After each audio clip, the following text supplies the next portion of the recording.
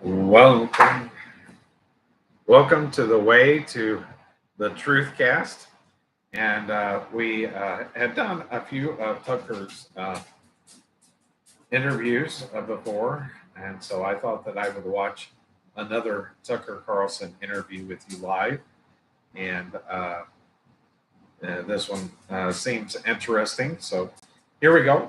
We're going to watch this interview of Tucker Carlson with Jack Posobiec together.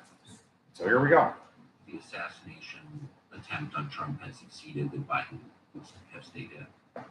People draw conclusions from that, but I believe that it seems obvious to me that all of these things are connected. But he did drop out yesterday. Apparently, someone dropped out, Tucker.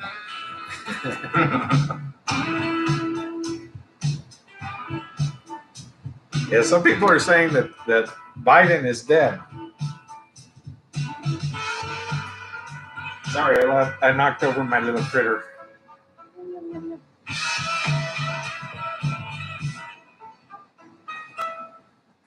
Let's start being. Yeah. What just happened?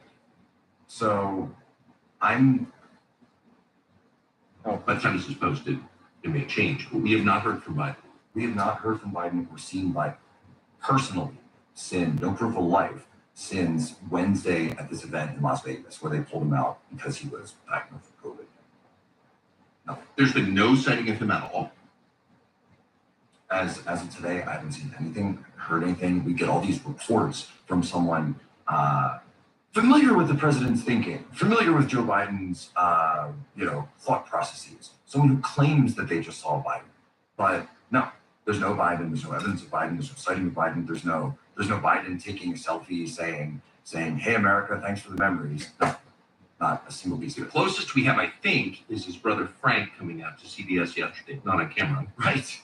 Telling the reporter, I love my brother, and for whatever time he has left, I'll be glad to be with him. And then the Biden family apparently comes out and says, well, actually, Frank's an alcoholic. You can't listen to anything he says. Yeah, that's crazy. Talked to his brother weeks. But that being said, even if he did talk to his brother weeks ago, and there was a medical condition that raises to that level, then we don't know. Look, that being said, though, what he said, Frank, about Biden, whatever time he has left, that actually lines up with something that I heard from a well-placed White House official, not as high as the inner circle or anything like that, but said something about Biden asking questions about, what is it like to have dementia?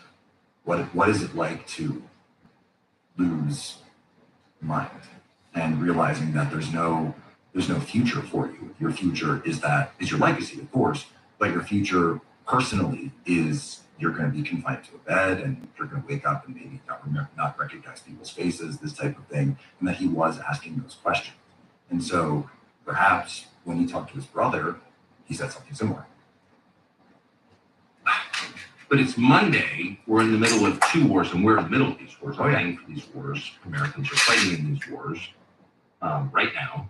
And there may be a third war with Iran approaching quickly. That's my read on it. And there's no proof that Joe Biden exists right now. There's nothing. This is even Khrushchev. So when the Soviets wanted to get rid of Khrushchev in 1964, he was on vacation, and he's down in the Republic of Georgia now in Abkhazia, and he's on the beach, and Brezhnev and all the guys get together in the Kremlin, and they say, okay, we're done with this guy. He's old. We're pushing him out. They're like, we're not going to wait for death of Stalin on him. We're just going to go in and decide we're making the move to get with the KGB, because Brezhnev had already kind of maneuvered everything. So these guys were in power, and they run the full Unhumans playbook on him and say, you're done. They have him come back, and he flies back, and they say, we have a meeting to discuss agricultural reports, and they come in. KGB intercepts Khrushchev at the airport. They bring him in, and they hang a letter in front of him, and they say, it's the letter, they're going to sign it. And Khrushchev at that point goes, you know what, I'm old. I always kind of knew this day was going to come. So he just goes along. He just totally lays out. They put him under house arrest for the rest of his life. He's never seen or heard from him. He gets like a medal. But that's the Soviet Union. I mean, this is a free and transparent country owned by citizens ever. Oh, dear. I mean, so that's the new Soviet Union. But what's so bewildering to me is that nobody mentions it. I mean, go look at the media right now. If Wired.com, It's a conspiracy theory to say that this was a coup. There's this whole hagiography that's going on right now of, oh, it was this tense decision that Biden was grappling with. But we don't know any of that. Well, of course we do. We've been informed by people close to his thinking that this is exactly how it went down. And of course, none of us were in the room, none of us got to see any of this, but we're all told that this is exactly what happened. Joe Biden isn't out there himself telling us that any of this happened. And as of the time we're recording, we haven't even heard from Kamala Harris yet, who we're told there isn't anything physically wrong with her. So why isn't Kamala coming out, or Joe coming out, or anyone coming out and just talking to the American people and at least giving us some semblance of a story as to what's going on? As someone who's thought for the last few years that this was not a democracy, it's an oligarchy, the real business conducted in the shadows, shielded from public scrutiny by lies and classification laws. I've thought of that for a while because it's clearly true. But to see that all revealed, they just took the mask off. So what is shocking. What you're seeing is a layer being pulled back, and the core is never revealed. So in the intelligence community, you would say, all right, if your cover is blown, or you've got an issue with your cover, you've got an issue with their identity, whatever it is, someone's asking questions about the operation. You never come out and say, well, you got me, I'm CIA, yeah, blindly sent me. No. What you would do is that you would peel back a layer and say, okay, I may have lied about this thing, but here's what's really going on. But you never get to the full truth. So think of it as layers of an onion, for example. So you never get to the core. Just one peel comes off, and now we're going to go with that. So the peel that's coming off right now is, yes, Leviathan does have to show itself in order for this move to take place, and that's what's happening. So this idea that you live in, that they promote a lot more than Republicans promote, by the way, that we live in a democracy and people are the ultimate arbiters of sovereignty and justice in America. And we're fighting to protect our democracy. By the way, we're protecting our democracy from Donald Trump, who's the biggest threat to democracy. But this guy, well, we don't like him anymore, so we're just going to remove him, and we're going to pull his money, and we're going to pull his delegates. And then actually, to me, the most interesting thing that I see is when you watch all these delegates, all these delegations are coming out. Now, North Carolina has decided they're behind Kamala Harris, and New York says they're behind Kamala Harris. Each delegation starts. This is like watching the election results in North Korea, because even the delegates are suddenly for Kamala Harris. The delegates were voted for by the people of the Democratic Party. 14 million people or something voted in this election, and suddenly their votes don't matter anymore. It does seem like we're at a point where all of a sudden it happened fast. We're beyond words and rhetoric, beyond politics, beyond process.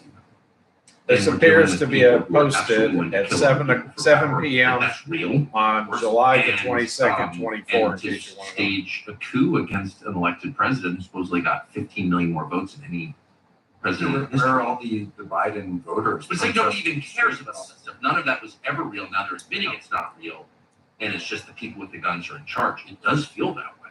It's 100% true. And this is, look, we spoke about it, and when you have an oligarchy that is pushed up against the wall, which by the way they are right now, and it's a dangerous point, but also they would not be doing this if they didn't have to. If they didn't have to go up against Trump, if the assassin's bullet had been 1/2 inch, 1/4 inch to the right, and things had gone a little bit differently in that field in Butler, Pennsylvania, then they wouldn't be having to make these moves, because then it would be, oh my gosh, this horrible thing, but we're gonna trudge on, the election must go on, America must be safe, Joe Biden is the guy, the stable candidate, and you'd be hearing the exact opposite from all of them. They'd be talking about how great Biden is presiding over the funeral of Donald Trump, and maybe a state funeral or something like that to sort of, appease the right, but of course never actually give. But I wonder if we'll remember what we're learning right now, which is that everything that Joe Scarborough and Wolf Blitzer and Margaret Brennan or all these people, it's all lies. They'll say anything they need to say. The Democratic Party is not democratic in any sense. Its voters are purely puppets, so are its politicians. It's all fake. And that maybe we should just never forget that and say it out loud. None of this means anything. You're yapping about democracy, a rule of law, law and order. It's all fake.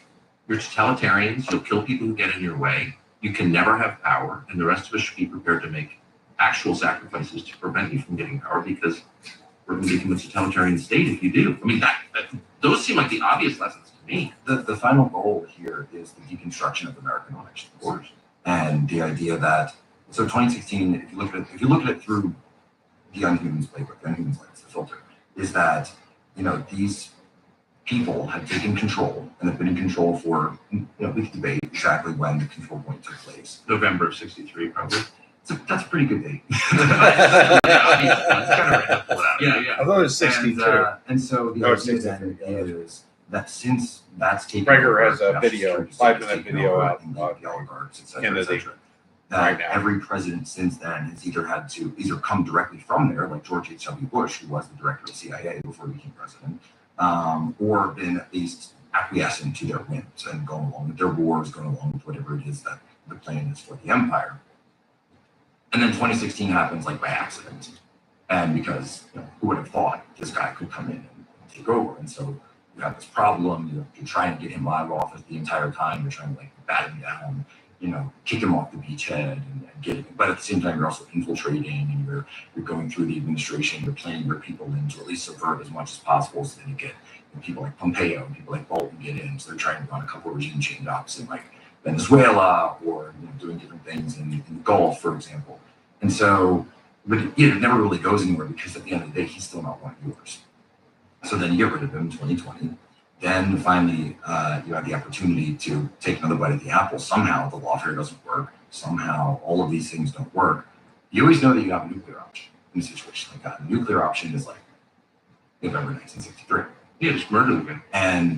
But you wouldn't want to do that first. And this was something that the East Berliners understood and the Stasi understood, that you can just you can assassinate someone's personality. Yeah. Then it's so much easier than just actually killing them. Or just break their spirit. You might turn them into a martyr. You break their spirit, maybe, if they're lucky they commit suicide, or at least they just stay out of public view for forever. This is what was done to dissidents and opposition in East Germany for years. And this is what they understood. This is why they didn't have to go full great purges of Stalin once the 1970s rolled around. And you're starting to get this media, you're starting to get television, all these tools start to be used. And so you destroy someone's reputation with that. But then social media comes around. In social media, you don't have those tools anymore. Suddenly you don't have control of the narrative. The narrative gets lost to you. So through social media, suddenly people can connect and say, hey, you noticed this thing? I noticed that thing. Did you notice that? I noticed that thing. The media doesn't seem to be talking about this, and yet when you could say, wait a minute, I'm here, I can see it, this is actually happening in front of my eyes. There's a video of it, oh, by the way, and I can show you what's going on in real time through live streams, et cetera, et cetera. And so this becomes a massive, massive problem. And so all you're left with at that point is you lose soft power. So the oligarchs lose soft power, the machine loses soft power, and so they have to go back to what we have left. Persuasion doesn't work. Persuasion isn't working, you go force. So force is you might, I don't know, raid somebody's home, and you might say that there's some documents there that they shouldn't have, and then handcuffs, then convictions. But if that doesn't work, the nuclear option of November 1963 is always on the table. Hypothetically. Well, I think we just saw it. I do think that. I don't want to think that, but at all, it's the last thing I want to think. But let's just move back. But I will also say this, that Leviathan would not be revealing itself right now if it didn't have to.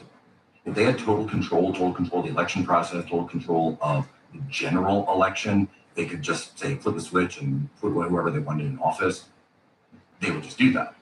You would not see any of these extreme measures being reached to if they could just flip the switch. So there's a problem. Something's broken down. Something is going wrong, because I think what they're really terrified of is a revolt of the people. Yeah, and I think they've got a lot of internal conflict too. Yes. I mean, it's not clear to me. I think Obama has more power than Hillary Clinton in the Democratic Party, but I'm not certain of that. But he's got the money on his side. So the Clintons have always had name, but they've never had money. Right. And so that's why they're obsessed with money. It's like the Clinton Foundation. That's why Viktor Pinchuk and the Ukrainian oligarchs become number one for the Clinton Foundation, et cetera, because they have to. Obama, he's got 50 million here, he's got 150 million there. He's taken care of. He's spoken for, which, by the way, is also one of the reasons that that you don't really see Michelle Obama making any moves to getting into the presidency, because all of a sudden you have to explain where the money's coming from. Well, that's exactly right. And that'd be a massive downgrade for her anyway. So what happens next? Biden, somebody resigns on his behalf in any case, or this post appears on X. but he does not endorse anybody, and that's followed shortly by his endorsement of Kamala Harris, Carmela, or whatever we're calling her now. And an endorsement attributed to him. Right, exactly right. So, does she get it? Like, where do we go from here? So there's a few ways to look at it. Ultimately, here's where we go, because this is what we've seen play out in Russia. We've seen it played out in the Soviet Union. So it's like we have to do Kremlinology. Remember the old Kremlinology of the Cold War? That's what we have to do for our own government. Is Andropov dead or not? Yeah, right, dead. Is Stalin dead? Is this? Don't tell the people until we have a line of succession, right? First scene of death of Stalin. Yeah. And so, quick, grab his Twitter account, something like that. Yeah. And so what you would then do next is you would talk about line of succession. And you might say, create a series of articles talking about conversations that were had before the handover was taken. You might say, leak some stories. You might have someone running around, but you would never actually have Jill Biden, because she's too upset and she's too angry about what's going on. So I can't talk to her. You'd never have Joe Biden, because of course he's not 100% on board with this. At least yet, we have ways of correcting you, and he's still kind of going through that process. None of the family members would at that point, other than Frank, of course, who's coming out and going completely off script. The drunk uncle, yeah. So, and then you've got to smear, okay, he's drunk uncle, he's alcoholic, don't listen to him, don't listen to that, only listen to us. You must only listen to us. So narrative control already. And what you're going to see is whoever is the most ruthless, the most brutal, the most well-connected, and whoever's most willing to knife each other in the back will rise to power. So we're in the Ouroboros snake eating his own tail moment that's going on right now. But keep in mind that another snake is always around, and another snake is always nearby. So the operative assumption for people like me who are, watching but not Democrats and maybe not as informed about what the Democratic Party really is as we should be, is that, they have to go with Kamala because she's sort of black, sort of Indian, and a woman for DEI reasons. It's tough for them to pass her over because of that. Well, you would think. I mean, that's what I read on it. I mean, she's a moron in a job she doesn't deserve. That's the whole point of DEI, is to elevate people who don't deserve the jobs to positions of power, obviously. And they have to kind of roll with that because the constituencies within the party will flip out if they don't pick her. I've just assumed that from day one. That's why she's such a problem. Well, but now I'm starting to think 2020, she was never the original pick to begin with. Oh, I'm aware. Yeah. This is everything you're describing is why she was picked then, because in the George Floyd moment, during the racial reckoning, as Saylor puts it, that he wanted like Klobuchar, or he was even talking about Gretchen Whitmer back then in 2020. But then George Floyd happens, they go full BLM, and suddenly it's okay. We've got to pick someone that checks all these boxes. For sure. And I thought that was a mistake in that it puts them in a box that's hard to get out of. But now I'm thinking, because I think we've just watched like the most brutal exercise of raw, undisguised power I've ever seen in this country, that they're not hemmed in by that. Like, they really don't care. They don't care what their own constituencies think. They can just install somebody, and because the Democratic Party is not an ideological movement, it's just a bunch of people clustered together for power. Leftism is not ideological. That's exactly right. It's never just attacked. Right, and spiritual, I would say also, but whatever. Right, it's certainly not ideological. It doesn't matter what the ideas are. But this one they can kind of put anyone in. And if they think Gavin Newsom has the best shot, and he's a white man, but no, California's on fire. The way that the way that DEI California's on fire in the pure power system. I didn't know that. Power politics you can't leave the state on fire. What constituencies can you bring to bear? So the fact that she was able to get Clyburn on board is huge, because Clyburn gives you all the processing centers and the inner city churches, and he's able to, from Detroit to Milwaukee to Philadelphia to Atlanta, these are the key centers that you're going to need. This is what Clyburn, of course, is credited for putting Biden in office, and many people have cited his his endorsement of Biden as really being the deal that won Biden. It clearly was. And so I've always said, and this is something where Steve Bannon and I have actually disagreed on this, where I've said I don't see how Gavin Newsom makes it out of Georgia, just in a real primary situation. This, whatever. Well, of course, I agree with you completely. However, maybe at this point, if you let in tens of millions of illegal aliens who are in fact are new voters and you register them to vote, which they're doing, maybe it just doesn't matter. I mean, in the primary. I'm sure. of course. in the primary. But for the purposes of the November election, they don't have to pick Kamala. In a world increasingly defined by deception and the total rejection of human dignity, we decided to found the Tucker Carlson Network, and we did it with one principle in mind: tell the truth. You have a God-given right to think for yourself. Our work is made possible by our members. So if you want to enjoy an ad-free experience and keep this going, join TCN at tuckercarlson.com/podcast. tuckercarlson.com/podcast. Well, the issue is now, so that's why you're seeing this race. So the race that we're seeing now, which is a fake race, and everyone needs to understand that. Like this is why Obama doesn't endorse Kamala Harris. Obama doesn't come out and endorse Kamala Harris. He endorses the process. Right. Why? Because the process has no legitimacy. And nakedly, we can see that it has no legitimacy. The delegations immediately flip at the flip of a switch. Not even hearing from Biden. There's no hearing from Biden. Think about that. The delegates who are legally pledged to Biden, who were nominated through the legitimate, right? Their process, their official process, all of a sudden switch their delegations without even hearing from the guy that they're supposed to be tied to. No, this is obviously the raw sign of Leviathan. This is Leviathan's power. Leviathan comes in and says, "You don't work for Joe Biden. You work for me."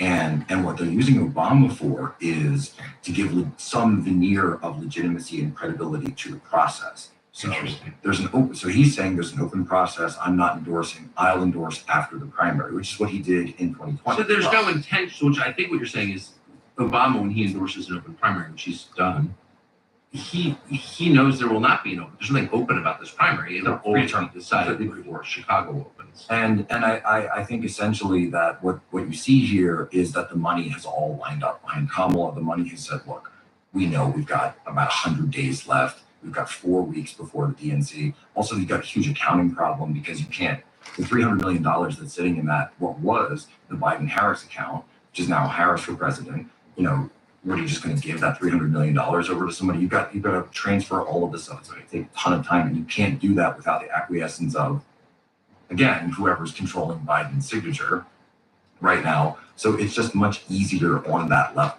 How can Biden remain president of the country? Somebody's been president the whole time. It's not. Yeah, I mean that's no. I get what you're saying. And not to digress once again, but at this point, does anyone doubt 2020 was rigged? I mean, how can you look at this situation and say that our elections are real? Yeah, you can't. That election was real. But I will say something has changed from 2020 to 2024. Obviously, COVID's not around anymore. There's been laws that have been placed on the books in those states. And he's just been in such a collapsed state that what I call the margin of fraud, or I'm from Pennsylvania originally, so we always used to call it sort of the Philadelphia margin, that, we would go around and count the different buckets of voters, and we'd say, okay, we need about this much. We need to run it up here in Lancaster and York and some of the more red counties, and then Philadelphia's going to come in here, and we look at, real estate, property records. Okay, these people are moving in, these people are dying, etc. But somehow Philadelphia would always magically have like 3 to 5% more. They would just be there on election day, even though, despite our best efforts, tracking every single data point you could think of, they would always magically have these more voters. Yeah. And so, okay, well, we would just call it the margin of fraud. And so that's about 3 to 5%. So Biden was polling under the margin of fraud. But if you put Kamala in, is it possible that she's able to poll a little bit higher so it puts her back into that margin? This is the real threat. So with Biden as president, to answer your question, it doesn't make any sense.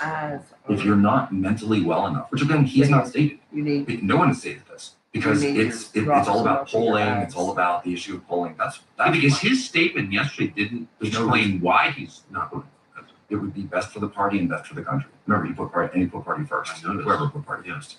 So best for the party, best for the country. For me to stand down. Stand down. I mean, stand down if you're fighting for your country. But why not just take him? I mean, if you can prevent him from running again, you can prevent him from serving now. Why wouldn't they just take him out or kill him? They're certainly capable of that. I think it's fair to say. It would honestly be okay. So let's say you're them. The Democratic Party and its leaders. They're the money people in the Democratic Party. You would want, honestly, and Jack, give them advice, but wouldn't you want Kamala Harris to have some power of the bully pulpit, power Don't tell me of that. some kind of record to Who her is name, he? because whatever record she has, the only things that she was associated with in the administration, other than this wild series of interviews, are the border and there was that country in Europe that Yeah, were having some senator issues in or- 2020. Oh, Ukraine, right? They gave her Ukraine Googling. and said that she goes the one who flies to the Munich conference in February of 2022 and I says don't really there's care. no question I just on thought my you might mind know. that Ukraine will definitely be in NATO. Well, she caused the war in Ukraine. Right, so Putin invades like the next day, Of course. and they give that to her because there's been a shade war going on between Biden and Kamala from day one of this administration. It's very clear. We've been reporting on human events. I think everyone sees it now, very, right? But it's so obvious they hate each other. So they were giving her these obviously will fail assignments and say, great, pin it on her. But the problem is that's all backfired now, because now if they want her to be the one who's got any credibility, who's going to be signing off on things, they know she's a complete nut job. And so you put something like that in office, and she's going to be signing off on the proxy war with Russia. She's going to be signing off on the proxy war with Iran, perhaps the direct war with China. Who knows what comes next? This is someone who's totally unstable. So Well, he's what it tells ex-CIA me for is that they don't quite have all their hooks in. But one of the things that I'm hearing, Tucker, is that there are people in the Democrat donor base who are thinking like what I'm saying right now, that it doesn't make any sense for us to say she should be president when she could be president right now. That if she's this Why wouldn't wonderful, she amazing run as an president- incumbent? I've thought that since July 1st when I talked He's to with Turning a Point very USA. knowledgeable Democrat. Of And course, human take events. Biden out, make her president. She's running from the Oval Office. So why wouldn't you want that? The only thing I could think of is this perhaps was part of the deal they made. He's with pointing Biden. out we haven't seen Biden. We'll let you Biden. run the clock. Yeah, but Since I he mean, got these are COVID. people who are really doing He anything, resigned on say Twitter, but anything. we haven't seen it. I don't think that deal's going to last. I wouldn't think so. I don't think it lasts. Just part. So Hunter Biden is facing felony tax charges, I think, in October. I think that's right. For about 5 more So I months. think he's suggesting he might be So you dead. just pardon Hunter Biden. That's what I was thinking. Clean up the messes, make sure that Jill Biden has enough money to live in Rehoboth for the rest of her life, and it's not hard. And take him out. I mean, it does seem like the logic train leads you to President Kamala Harris very quickly. Very quickly. Yeah. And so, and it makes sense because that way it gives you the power of she's the first woman president. How are you? And you can dig into this chronic propaganda that we've been surrounded by, that that women are better than men, that women should be first, that women should have all the power in society. Well, here is the first woman president. How dare you run against the first woman president? I wonder if anyone buys that anymore. Some people do. It's interesting. I mean, I was kind of agnostic on the question, but we haven't seen big successes from female leaders. And I say that as a lover of women, but I mean, it's at some point, if you make a claim, you do kind of have to substantiate it. And we're it's very transitioning important to in female services. leaders. So I just like, where is the evidence for that? I mean, I'm not talking about specifically political leadership. Obviously, you shouldn't have what we saw on last Saturday in Butler Township. Obviously, that was insane. But like everyone, of female political leaders will be more conciliatory. There'll be more peace, less war. You've seen exactly the opposite. The Ukraine war was driven by a woman, actually, Victoria Nuland. Hillary Clinton is the most bloodthirsty person I've ever seen on the public stage. Like Madeleine Albright, a total ghoul. A million Iraqi children. So And what? Nasty and stupid. I knew Madeleine Albright, nasty, stupid person also.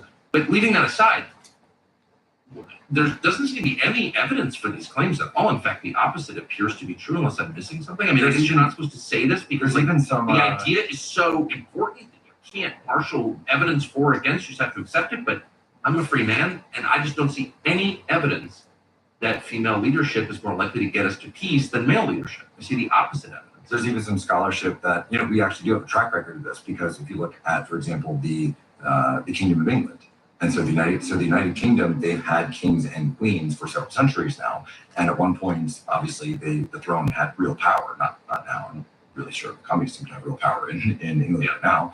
France is doing a great job, but that remains to be seen.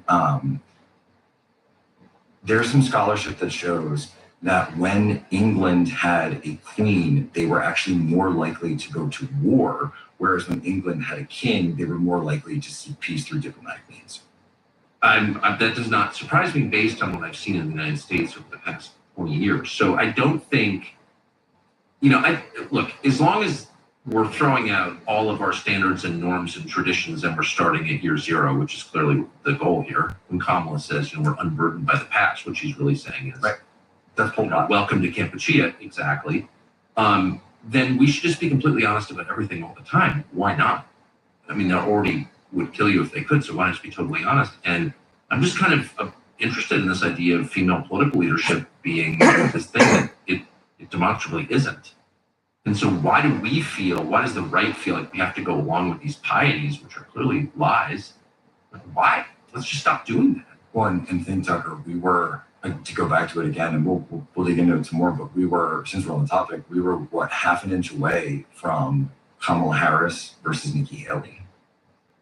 That could have been our election. Right. So let's get to the thing that, I mean, one of the, I'm not that surprised that the Democratic Party, which did not want Joe Biden in the first place, they wanted people to judge. That's right. And they put Biden in. They knew he was senile. I knew he was senile because his sister told a friend of mine that. So if I knew as a right-wing talk show host, then trust me, every big dog, Jeffrey Katzenberg knew. Come on, let's stop lying. The Germans did this with Hindenburg in 1933. Exactly. That's exactly like this is the one guy who's kind of palatable, but we can control him. Exactly. So he was always late stage Woodrow Wilson. They knew that. Yes. All the surprise. They liked that bullshit. Tucker, Joe Biden is not being pulled from the presidency because he has dementia. He's being pulled because the American people found out. Well, of course. They right. liked him. He can no longer win. Right. So I'm not that surprised by what they're doing, and they're discarding him like a used condom. And I almost feel sorry for him that he's such a nasty, evil person that it's hard to feel sorry for. Whatever. I'm not shocked. Nikki Haley was nicer, or Kristi Noem was nicer to her dog. It's true. But those are the rules. Like, it always ends in tears. It's not a sentimental business. But the attempted murder of the Republican nominee, 9 days ago, we're sort of blowing past that now. So let's go back to Butler Township, Pennsylvania. Well, and last Saturday. They want us to blow past that. Because what's the one thing that could knock an assassination attempt out of the news cycle, out of the conversation, the collapse of an American? I think that's right. So let's just get this on tape, if you don't mind, given what we know now, and I pray we'll know a lot more, but as of this morning, tell us what happened that day. So I've got here Senator Johnson's office, Ron Johnson, Wisconsin, has been kind enough to send us a preliminary copy of their reporting into the situation. Very fresh, fog of war, caveat on all this stuff. Yes. Because this is what's coming from them. We're told and can I say one thing? I think whatever you think of, I like Ron Johnson, but even if I didn't, he clearly has a willingness to pull threads in a way most senators are not, and he's obviously got. Okay, now we're entering the chapter. Staff. Trump's shooting. So I think he's someone who wants the truth of things. It does feel that way to me. And that he with a burning desire. By the way, there are two senators of Pennsylvania. I don't see them. No, they're not. But Johnson has people on his. I don't know who they are, but he came up with stuff during COVID that nobody else got. So I think that we should consider what you're about to say in light of that. All right, and these are predominantly interviews that were conducted through the local police, and that just right off the start should tell you something, because if Johnson's talking to local police, this is the United States Senator, shouldn't he have direct access to the Secret Service? Shouldn't he have direct access to the ATF, to the FBI, all of these things? And so as his office has been going through the investigation, they suddenly said, well, yeah, we talked to one guy from the ATF who was sort of there, but then he went dark on us. And we talked to a few people at the Secret Service, and they pushed us to the spokesman, like you're some reporter. We talked to a few people at FBI, but nothing. And then so local police is saying, whoa, wait a minute, we'll tell you whatever you want to know. So why is it that local police are being more forthcoming than our actual government? This is why they defunded the police in the first place. It's not because they're against police. They seek a police state. They're against anybody with guns they can't control. That's why they're trying to take your AR. I mean, that's the way to understand. The goal of defund the police is a national police force. Of course. Yeah. Guys with guns they can control. And Sharpton has come out and said this. Obviously. It's so obviously true. Anyway, I keep interrupting you. So, number one top line, Secret Service did not attend a security briefing that morning. The morning of the event. The morning of the event. So, and we can drop back and just explain the whole thing. Donald Trump is having a political rally in Butler, Pennsylvania. This is Western Pennsylvania, about 40 miles north or so of the city of Pittsburgh. On the same day, same evening, Jill Biden, First Lady of the United States, is holding a dinner event in Pittsburgh. The context of all this is that the RNC is taking place 2 days in advance of it. And so the RNC is taking place. Joe Biden's got the event. Donald Trump is at the event, both in the same Secret Service field office area. Now, there's also a lot of Secret Service down in Milwaukee, where you and I were, at the RNC. So Secret Service is totally stretched at this point. It's not like a normal situation. The security posture, because of this, because of the lack of resources, is much lower. The normal people who would be around President Trump aren't there. His A team, as they're called, aren't necessarily there as much. People are spread to all these different locations. This is the context. We also know that there was a strong theory that President Trump would bring his vice presidential pick to that rally, and certainly this was in discussion, held right on the border of where? Ohio. President Trump that morning, we now know, had a meeting with Senator J.D. Vance, who went on to become the nominee, although that pick was not made until Monday. So J.D. Vance doesn't end up. Well, I happen to know that was the plan, or one of several plans that was under discussion as a fact. Yes. And I heard it from a bunch of different people. I heard it from the campaign. So this was known. Right. I'm hearing the exact same thing. That and partially the forcing function for that is because the vice presidential nominee must be named on the first day of the convention. Right. And so the idea is, well, why not just bring him to a rally and do it there and have it be? And I haven't quite, Scott, have you heard why it was that they decided not to bring him? Yeah, I have. And I think it was just a political question where we get more bang for this announcement. Okay. But I do know that as of, a few days before, that was actively being discussed. No, it's a long way of saying what you just said, which is that people watching this had every reason to believe that Trump and his VP pick would be right. So you see, and of course, Rubio had just been at an event in Trump Doral, I think a few days before, and he was someone who was also very heavily lobbied, we'll talk about that later, but heavily lobbied for as vice president from a number of people around that same time period. But he had been at a rally in Doral, and yet Trump did not bring him on stage. So a lot of people thought that was sort of the death knell for that potential candidacy. So Trump is holding this rally, and about 10 minutes into the start of the rally. Wait, first the Secret Service didn't even show up at Russia the briefing the day of the rally.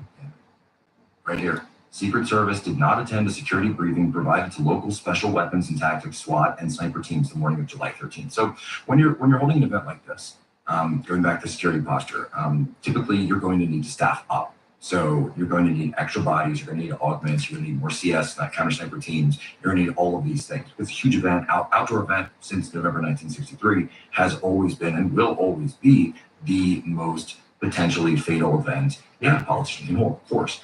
And so they know that for one of these outdoor events, the first thing you have to worry about is all the tall buildings, all the tall implements. This is why they're held in fields, by the way, for the most part, rather than like inner cities, because cities would have more vantage points. You've got windows, you've got all sorts of stuff.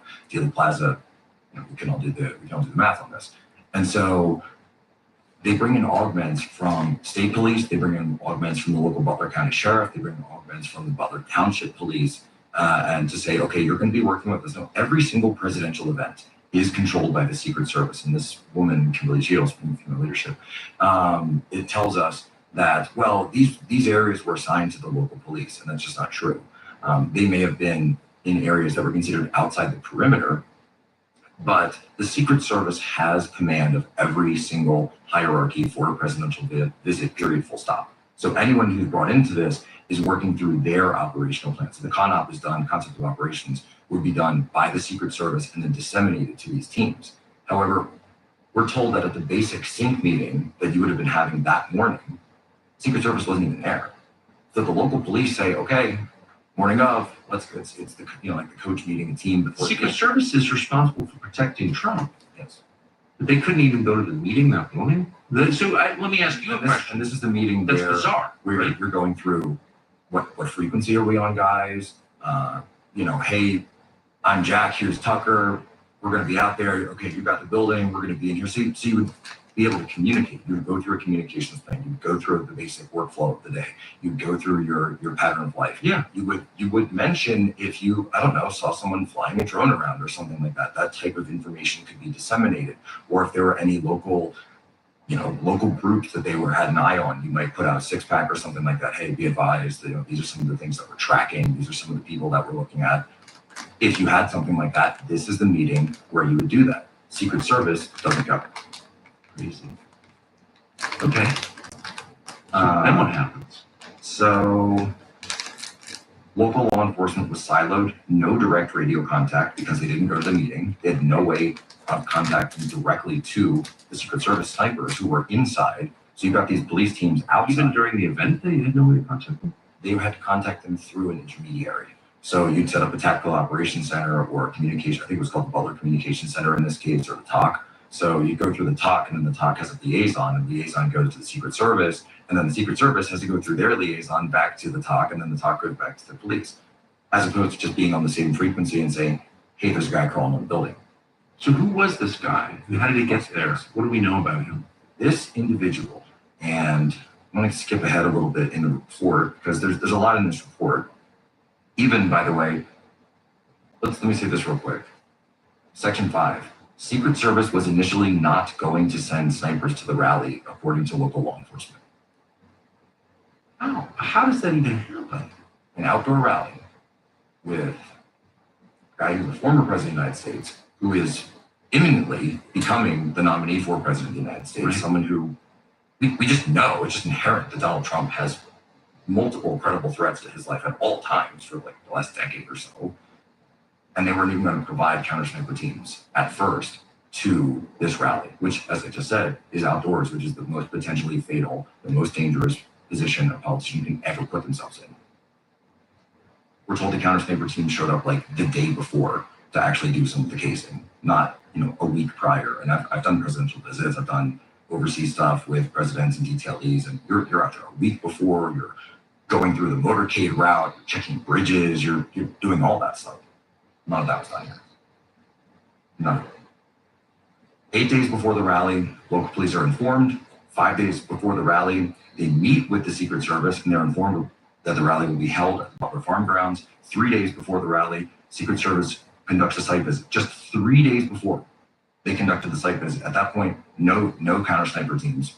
On the day of the rally, 9 a.m., they hold the briefing. 46-page slide deck, only from the local Butler ESU. Local SWAT and sniper units are there, but staging locations are laid out. Secret Service doesn't attend. According to attendees of the briefing, no Secret Service or other federal law enforcement is present for this briefing. Secret Service had not initially intended to provide sniper units, but changed course for currently unclear reasons. The briefing included an outline of the security perimeter for the event and areas of responsibility, or AORs. At 9:27 a.m., concurrent, Thomas Matthew Crooks, the alleged shooter, enters a Home Depot located in Bethel Park, Pennsylvania. CCTV footage shows the shooter entering alone. A couple minutes later, he purchases a 5-foot aluminum dual platform ladder. That's the only time we see the ladder, by the way, Tucker, in this timeline. The ladder disappears after this. 9:42, he leaves. They identify him. 10:30, snipers are in position. This is interesting. Can I say, so that morning, Crooks buys the ladder. Yes. So that suggests he's already figured out exactly what he's going to do. He's got an idea. Interesting. Okay. So the ladder's in place. 10:30 a.m., 2 local law enforcement snipers are in position on the second floor inside the AGR building, the American Glass Research Building. So they don't go to the roof of this building. They go inside the second floor. They sit there. They're looking out the windows, but they never actually go to the roof or apparently to the back of the building to see where this guy came up. 5:10 p.m., Crooks is first observed by one of the snipers, AGR Sniper 1, at the AGR building.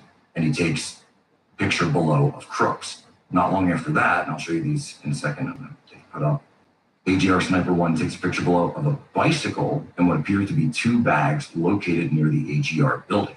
It is unclear what happened to the bicycle and bags after July 13th, 2024. Let me take a look at that. So they're saying that Crooks rode a bicycle to the event? There's a van that's later found outside the event in sort of the parking area that's about a mile distance from this AGR building, that is Crooks's van. That van is kept, we're told, contains explosives, homemade explosives, and explosives that are connected to a remote control detonator, which is later found in Crooks's body.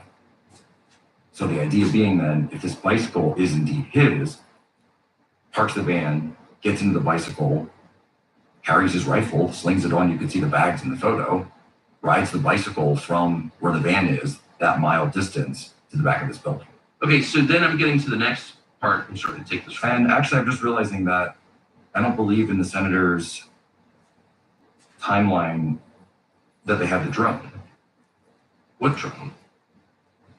Crooks's drone. Unless I'm missing it. He has a drone too? It's now been reported that he, at some point prior to 5:10, so around 3 in the afternoon or so, when things are still getting prepared, he's there with a drone flying a flight pattern around the area of the Butler Farm grounds. That's insane. You can't. I mean, CIA I just know from was living in supposed to have DC, a you drone can't just in there. operate drones around law enforcement. It freaks them out. No, or Don Jr. told me, and I think he said in one of his recent interviews, that when his father was at his house for like an event, like a family event and party, that he wanted to put up one of his drones, and the software wouldn't allow the drone to even take off because the Secret Service detailee was in the vicinity. My cousin was getting married in southern Pennsylvania, which is pretty close to where Wilmington is, and she wanted to have a drone up at her wedding. And because Biden happened to be in Wilmington at that point, she was within that 30-mile radius. You know, the photographers come there and say, "Hey, we can't do any drones here." This is crazy. And it's also sophisticated. So the guy's got, it seems like he's got a van, explosives, a bicycle, a rifle, A drone, a ladder, a drone, a rangefinder. a rangefinder. I'm going to ask you about that in a second. And the guy knew this was coming. This wasn't a spur of the moment thing. He's buying the ladder that morning. And he's making a shot that everyone is sort of, I know everyone's like, oh, it's not 140 yards, not that far. It was 140 yards. It's a boot camp shot. Yeah, boot camp shot. Still, I don't know. I fired that rifle yesterday. You know, you kind of have to. With no scope. He had no scope. No scope, IROs. Are you sure? Yes. He used iron sights to hit someone Use iron sights. in the face at 140 yards. My take on that, and just my assessment, was that he knew that because he was lying prone, he knew that a scope or a geotag or something would present more of a picture to Of the counter course. snipers. So if you wanted to stay lower, if you wanted to stay more out of sight, and he's using the angle of the building to conceal himself, that you wouldn't want something. Okay, I'm calling bullshit on this whole thing. I'm trying not to use swear words. Excuse me. This is not plausible. This kid's a 20-year-old, much bullied, socially awkward, weird kid who washes out of the rifle team because he can't shoot. He's got no social media profile. His search history suggests no research into any of this, and he sounds way too sophisticated.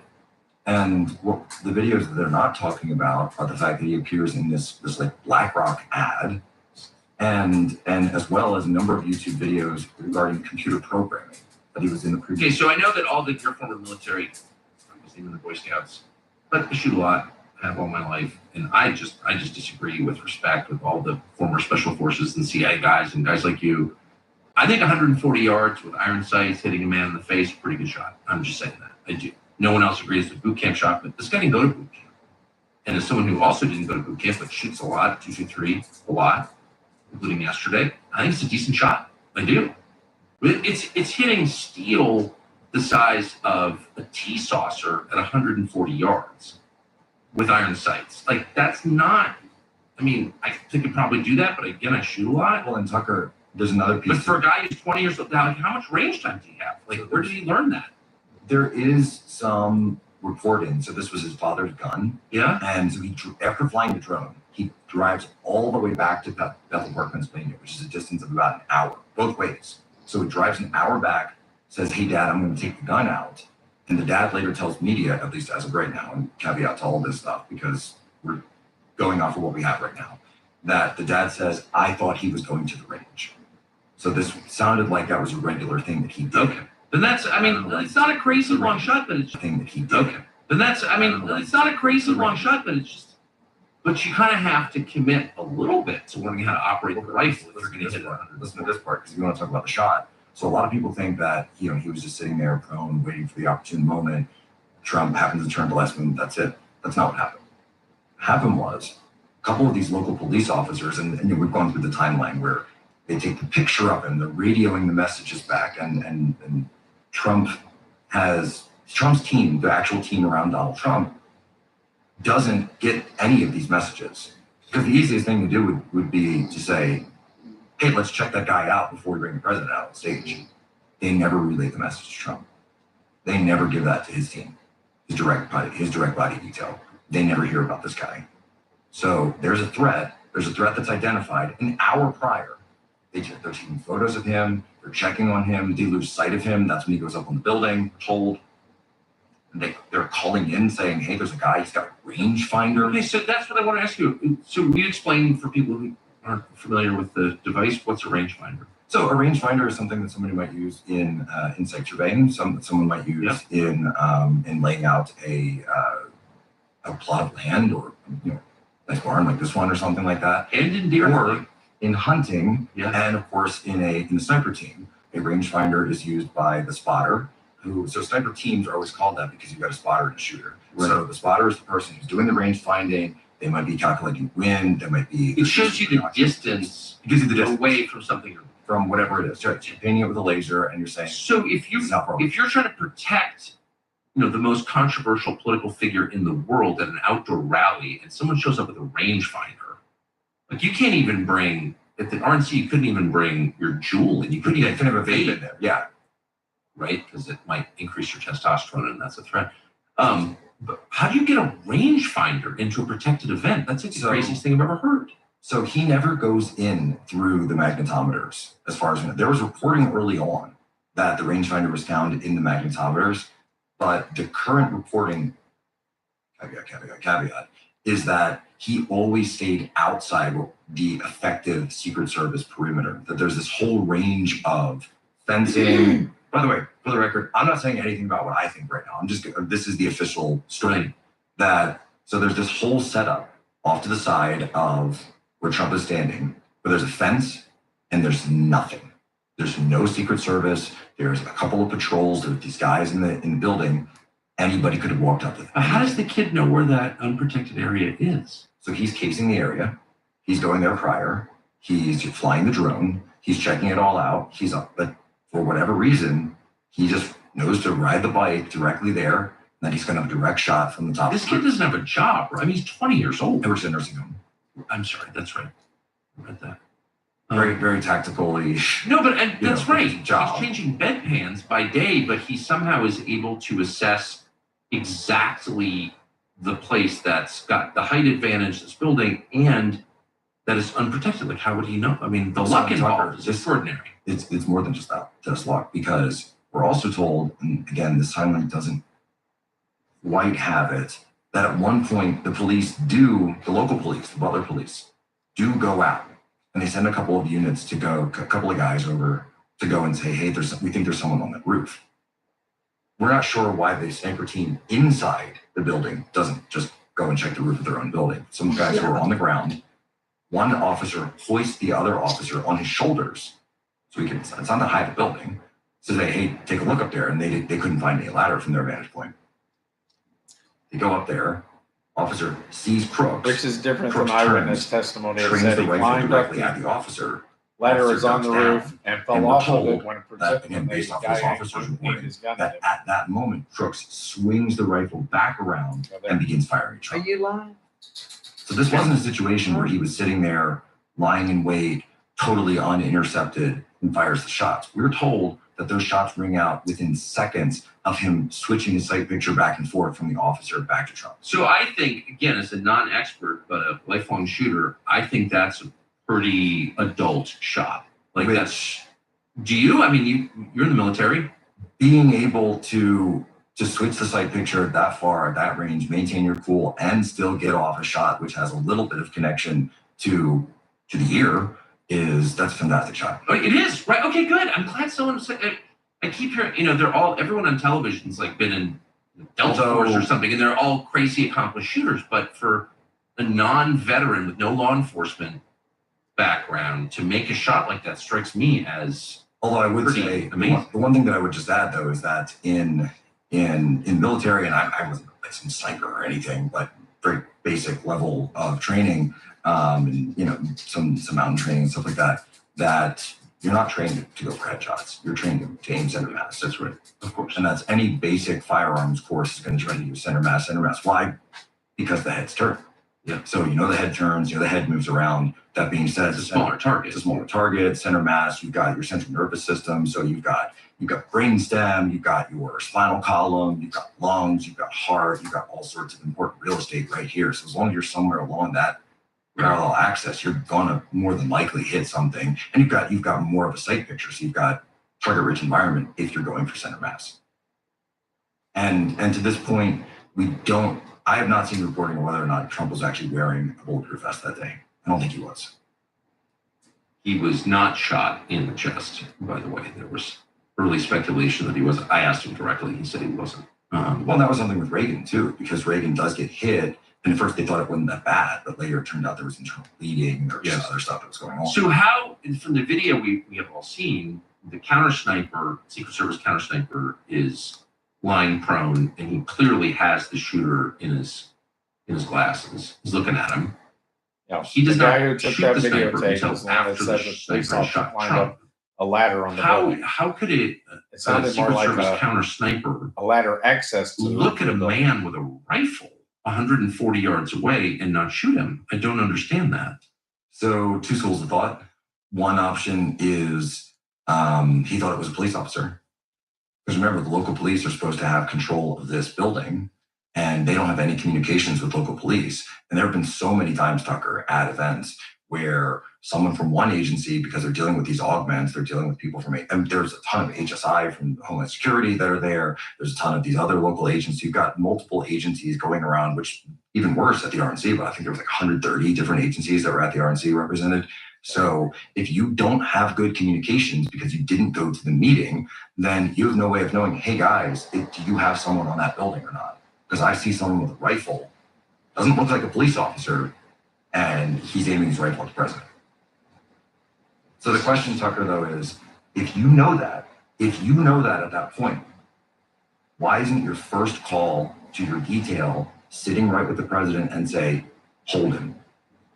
Don't let him go on that stage. There's a guy with a rifle pointed at the stage? Yeah. Which, by the way, I mean, we've all been at Trump events or whatever politician events where they show up a couple of minutes late. It's never been a place to take pictures. They're talking to somebody, whatever. So who are these? I mean, have we heard from the counter sniper team? The Secret Service? Yeah. No. So was Senator Johnson able to interview them? No. It's all been Kimberly Cheadle, go to the spokesman. I'm looking through the report again here to see if anything. There's lots of questions, lots of outstanding questions that the senator's written here. This is if I may just say, this is the point where the Secret Service is incumbent on them to prove that they didn't allow this kid to shoot Trump, because it certainly looks like they did allow it. And so I don't understand why there isn't a delegation of senators and members of Congress and citizens standing outside blocking the entrance to the Secret Service headquarters to answer the question. Because it'd be arrested You are, as I think, insurrectionists and put in based on jail everything you for said, 50 they are years. presumed guilty. Now, they may not be guilty, but they have an obligation to explain how they're not guilty. And no one is forcing that explanation. What is going on? So Tucker, here's an interesting thing when you look at government. So in criminal justice, you have the presumption of innocence. So the government has the presumption, the evidence must be on their side. So they have to bring the evidence, the burden of proof is on the government because the government is bringing the accusations. I say when it's the government, it's the opposite. I would say the burden of innocence is on the citizens and the burden of guilt is on the government. Certainly You what have this to fact prove to says, us. common sense suggests this is screw up after screw up after screw up, which put together suggest an intentional series of screw ups, which would have allowed Trump to be murdered, and whatever else would happen after that. So the fact that they haven't explained themselves and haven't been forced to explain them, and I mean forced to explain themselves, tells you that things are totally out of control. So as we report, Like they can do anything and nobody can do anything about it. so as we're recording this, Kimberly Cheadle is supposedly testifying in front of Comers right now. And that being said, well, caveat, there might be something that comes out of that. The House has started to look into this, but I think without question, and something that Speaker Johnson has spoken of, which I certainly agree with, is that this needs to be investigated. You can't House, murder people. The House needs to set up a commission that's 10 times bigger than whatever the J6 commission was. You think? And we need to get absolutely to the bottom of any of this, because when you talk about crooks, not about crooks for a little bit. Yeah, They and say I keep this guy, wrecking the flow of your story here. they say that this guy was a total ghost on social media. He's not a ghost on social media when he's 20 years old. That means he's making himself a ghost. That means he's got programming knowledge. He knows how to use encrypted accounts. No, he knows how to hide what he's doing online. He knows how to use VPNs. He knows how to use Tor. He knows all of that stuff, Tor browser. And so he's able to mask what he's doing online. Now, and again, all hypothetical. The question is, how did he know all this information? How did he know this? Did he know that there would be a low security posture at this event? Did he know that that the Secret Service would be split between multiple events? I don't think anyone was really tracking that from the outside, that, hey, Jill Biden's got an event here, and Donald Trump's got an event here, and the RNC is right here. So Secret Service doesn't have... What's his I missed the most obvious question, which is, what's the kid's motive? We know, Tucker, it's one of those great times where the government is telling us authorities are baffled as to what the motive might be. Well, I thought they were telling us that Iran did it, or Assad did it. Then a few He's going to days... gas Trump with his poison gas reserves. Within a few days after, we get the story about, gas some people. It was Iran. When he's winning the war. Iran did it. And so we're told it was Iran. But that being said, the Iranian, that stuff goes back to Soleimani. That stuff is like some old, we're going to get you back It's also from manipulative. from this. And it's interesting that the first country that we get told may have had a role in this is exactly the same country that the Leviathan and the oligarchs and the neocons want to go to war with. Obviously. No, it's also transparently think, but why would a kid die to kill Trump? Like, what do we know about? Do we know anything about the guy? What do his parents say? I mean, what is this? So, there's a news vacuum around the most dramatic thing that's happened in the past 20 years in the United States. Tucker, think about how CNN or regime media would go after a J6 family, right? They would go after, they've got the cousins, they've got the sister, they've got the brother, they're knocking on doors, they're talking to everyone who's ever met that person. They know your grocer, they know the guy who works at your, in this case, Sheets. They're talking to every single person who may have come in contact with you. With this, got a couple interviews. So we don't know what his motive was. Of kids, they're not putting out any motive. The most they're saying is that they found on his phone photographs of Trump, photographs of Biden, searches for the RNC, searches for the DNC, searches for pornography, by the way. One of his final searches on the day of. That wasn't in the timeline, but we're told that on the day of, he was searching pornography. And I think that's about it. And that's all we're getting. Is there evidence that there was more than one shooter? Oh, There's you're a lot not of telling questions. Trump that he searched, one of his last there searches are was for some photos floating around, very heavily pixelated, of something on top of the water tower. clinical depression. We have no idea what that is. It's probably a medication It Tucker appears will to be in love. some of the photos and some not. Couldn't tell you what that is. There's also some pretty compelling evidence that shows the sight lines from where he was on top of his AGR building. And then keep in mind, by the way, we haven't mentioned it, but people actually died at this. So according to Torre, this firefighter actually was killed. So I know there's this left-wing theory that, it was all staged and it was all fake, but someone did actually die. This wasn't a situation where, Trump is calling him up saying, Tommy, I know you're the best sniper in the world, so just the ear, Tommy. No, it's ridiculous when you actually, it's my favorite conspiracy theory about all of it. But in terms of it, we don't have any evidence of any shooters at this point, but we also have a striking lack of evidence about this shooter at the same time. So Ron Johnson, in an interview yesterday, said that there was some as yet unidentified man in a gray suit Yes. who showed up on the scene, told witnesses to send photographic evidence, pictures and video to him Of what? of the body. So tell us what we know about this. So, and this is spoken to, and the report's all over the place now, but this is spoken to in the report where they're told there's this man in the gray suit, and that the man in the gray suit was later identified as somebody, what it looks like, because he had a 215 number, that's the Philadelphia area code, familiar, because when I grew up with a 215 or 610 area code, that stated to be from the ATF's Philadelphia office. They requested the photos of crooks for facial recognition purposes. It's more of an FBI thing, but okay. The staff called the phone number, confirmed that it was associated with the ATF. However, in subsequent attempts to establish further talks with the individual at that number, Senator Johnson's staff received the following email, and it's just total boilerplate. Direct all of your questions to our main office, our main spokesman. This is an ongoing investigation. We'd like to coordinate our request, blah, blah, blah, blah. So this guy's gone totally dark. Whoever this man in the gray suit was, who happened to be probably one of these augments from the ATF office, he's sent out there at the same time that apparently we can't get any extra Secret Service, we can't get anyone from all the other offices, we're relying on local police to secure, obviously, the most opportune building to connect an assassination shot from President Trump that's completely unguarded from the roof, has nobody on it. Nobody thinks to put anybody on it. Like, I don't know about you, Tucker, but when I go to these events, every time that I've gone to a presidential event, I'm thinking, especially if it's outdoors, I'm thinking, that building, that building, that building, that building, this thing over here. This is, by the way, when you see the, when they hang the flags from trains and stuff like that, or they might have some farm equipment up, or the, the fracking wells that were used in the Butler Rally from 2020, by the way. Those are meant to be security implements in addition to decorative. They're also used for concealment of potential snipers. So, okay, you've got a guy who could be on this building, great, put a flag in front of it. So now you can't see. So now that building is not completely protected, but it's at least less of a threat than it could be. This building, from there to the stage, nothing. What makes me feel that things are completely out of control in this country is 8 days later, 9 days later, we still can't answer the most basic questions about any of this. And the people who are in charge of protecting Donald Trump's life have not answered the questions. They haven't held to account. They obviously never will be. It does feel like there's no recourse. Like they can just murder a guy or allow his murder, and the rest of us just have to sit there and be like, yeah, that's kind of how it goes. Like that's not the country you want to live in at all. That's not the country it was 5 years ago. What is this? We held one FBI briefing. We had one FBI briefing, like the day of, explaining what happened.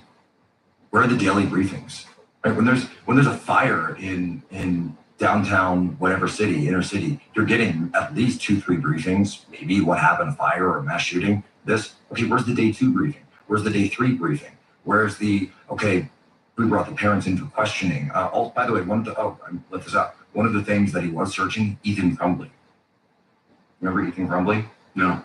Ethan Crumbly was the school shooter where his parents later got charged for giving him access to the gun. So in this situation, his parents also gave him access to the gun. He may have been looking up whether or not his parents would get charged for what he was about to do. And on his Steam account, the video game online platform, he posted, July 13th will be my premiere. Do we have any indication of what drugs he may have been on? So Here we go. at this point, no. Total radio silence. However, both of his parents were behavioral counselors licensed. So certainly people who would have access to all the finest SSRIs. So there does seem to be a connection. And there were some searches found on him for major depressive disorder, which is an actual set phrase. That's not just, I'm looking up about, like the average person might say, hey, I think I'm depressed. What are the signs of depression? What are the symptoms of depression? Right. But someone who knows that set phrase, major depressive disorder, like, oh, I don't know if your parents were both behavioral counselors who had access to doctors, access to these type of medications, you might know to use that phrase. Okay. What do you think? Tucker, there's one thing to go off the evidence, right? And there's one thing to go and sit there and say, okay, this is all the evidence we have. None of this adds up. I've never seen anything like it. I've never heard of anything like this about someone. It sounds ludicrous to me that the guy rides up with a bicycle and put the picture. It's just a regular rifle bag. sitting there on the bicycle. Anyone who's shot a gun ever could look at that and say, well, yeah, that's what that is. Like you're black right, yes. And oh, by the way, nobody else is riding bicycles around here with backpacks, flying a drone with a rangefinder. It's like, what else did this guy need? A big sign that says "I am the sniper" and pointing it down at him. Like, I'm going to see him an hour before, half hour before, 15 minutes before, 10 minutes prior before Trump comes out. 6/11, by the way, is when the bullets are fired. And so then we're told this is key. And actually, I'm setting all that stuff aside because that's not actually where I'm focused on what I want to know more about. I want to know more about these explosives. Why haven't we seen any pictures of the explosives? Right. Why haven't we seen or even heard any information about how sophisticated were these things? We're told they were remote control detonated because they said they have a detonator. We've seen pictures of the detonator also provided by local police. Bombs around his body and all in the truck. So this kid knew enough to build remote control bombs. You really think that he's just doing that one time? You think that's just the first day that he was built some bombs this morning and drive down to the Trump rally? No, this is something that he had been planning. This is something that he had been in preparation for. This is something, by the way, when typically we see, especially when we know if he's using encrypted accounts, if he's using the internet in the way that he's able to at that level, that perhaps he's in communication with somebody through those accounts. Perhaps people who know how to build bombs. We don't know.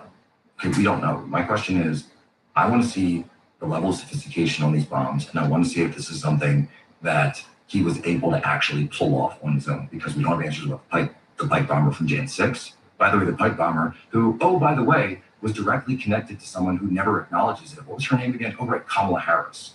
So the pipe bomb was found directly outside the DNC. Kamala Harris is inside. Her Secret Service detail, again, Secret Service, this reminds me of right January outside, 6th. is informed of the pipe bomber the same way this Secret Service was informed of the sniper, and yet doesn't respond. And we have them in Darren Beatty and Revolver have a great video of this, where the Secret Service is just letting people walk around in front of this pipe bomb, and Kamala Harris is inside, yet she has never publicly acknowledged it's a real pipe bomb threat to her life, right? Why aren't we hearing that? Why aren't we hearing The Kamala pipe Harris, bomb guy walks up to for the surviving an assassination attempt on her City life on police January officers? 6th? Why have you never heard that phrase from the media? Not one time. Not one. Why wouldn't you? Because it's fake. Because it's totally fake. And so again, we have another situation where explosives are involved. There's the shady ATF Navy agent in a gray suit. The Secret Service is involved. Kamala Harris is like tangentially involved because she's the one who somehow seems to be the beneficiary of all of these things, at least in the current moment. And we're also told, by the way, explosives at the house. So like what kid is like? I've got kids. They're not funny, but if my kids are making bombs, I'm gonna know about that. Like I'm gonna say, hey, what are you working on, son? Right. You making some bombs? Am I gonna show them a better way to run that circuit? No.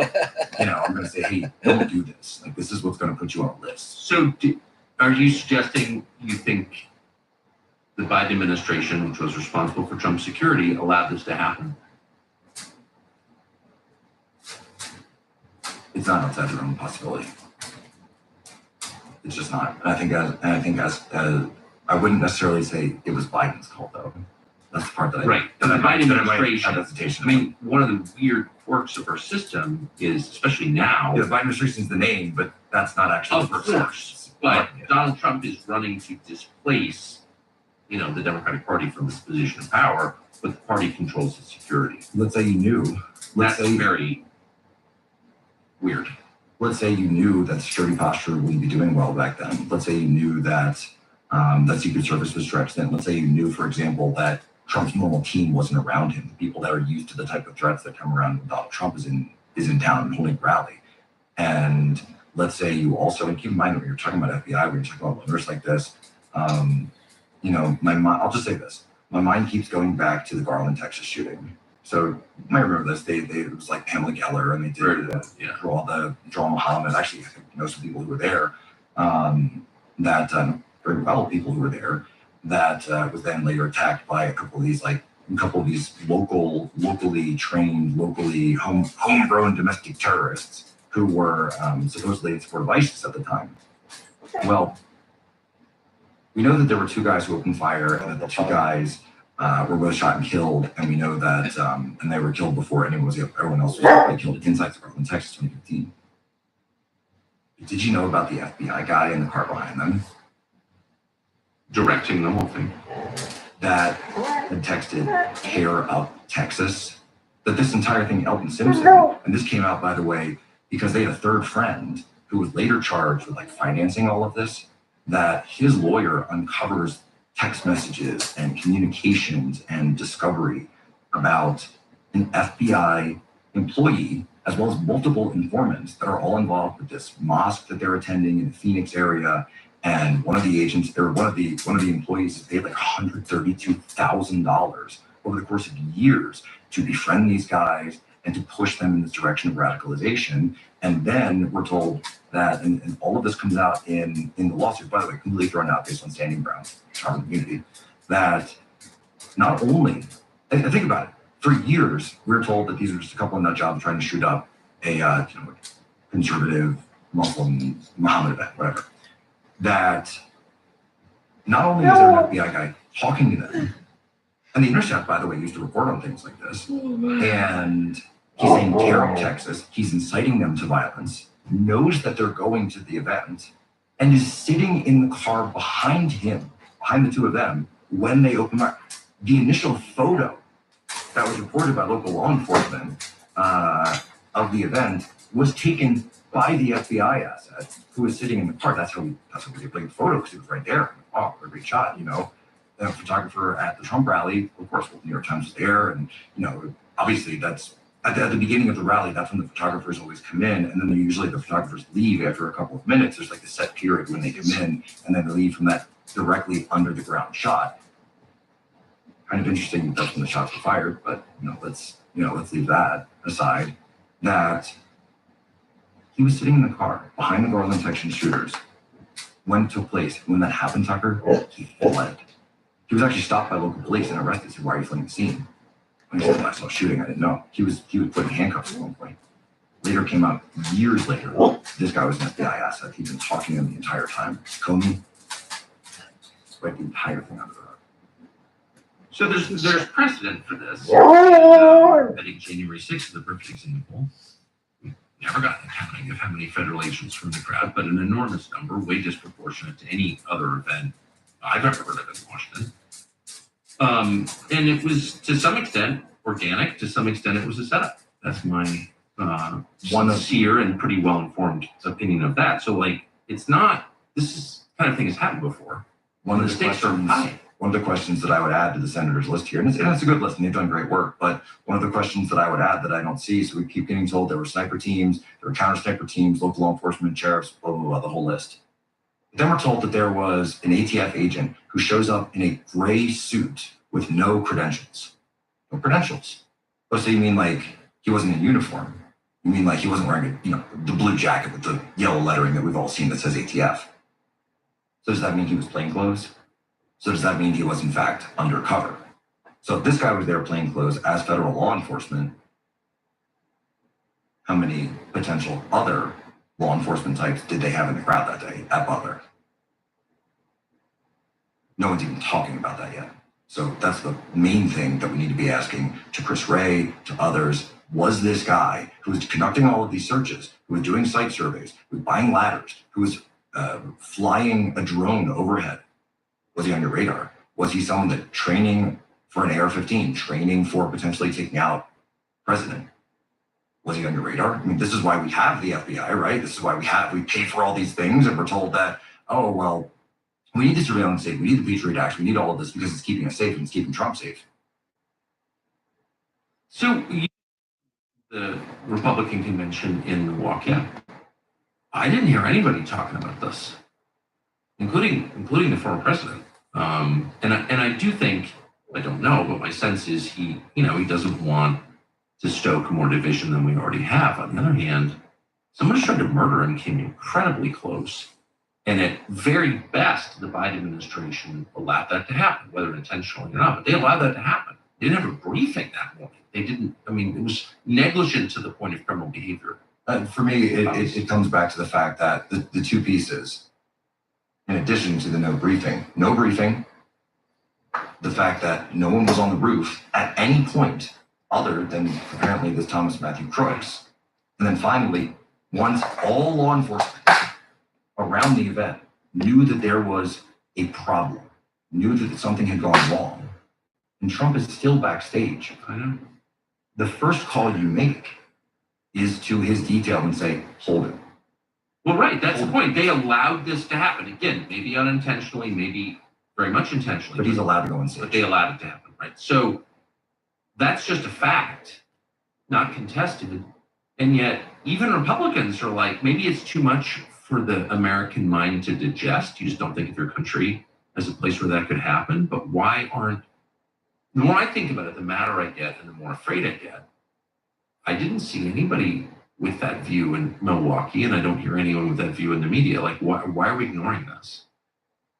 And you could hear this as well from a lot of people just saying, hey, we support the Secret Service, we support the Secret Service, Secret Service trade. That being said, I will say, and you may not have seen this, there was a moment where Kim Cheadle, the head of the Secret Service, arrives Right. in Milwaukee, goes into the Viceroy Forum, and is surrounded by senators and attendees and delegates, and they just start screaming at her. They just start absolutely laying into her. Yeah, but that's the point where someone makes a citizen's arrest and says, I'm sorry, this is, the guy got shot in the face because of your, at very best, negligence. Yes. It doesn't seem like maybe Americans or maybe conservative Americans or non-liberal Americans or whatever, people I know, are just not good at drawing the line. Like, this has to be the line. You cannot allow this, or they're going to shoot you. I mean, that's just super obvious to me. You cannot allow this. Was that famous Solzhenitsyn quote? They arrested a third of the population of Leningrad or something, and looking back from the Gulag, we all wish that we just said no. You know what I mean? And like, what a bit of a fight. Well, and how would those officers have felt if they were the ones who were terrified of what would happen when they went home? Well, exactly. So I don't know. I don't think that we're thinking about this enough. Like, this was one of the biggest things that's ever happened in this country. The I don't want to say Republicans, but the side of the people, the side of freedom, you must, team humanity, whatever you want to call it, you can't let this go.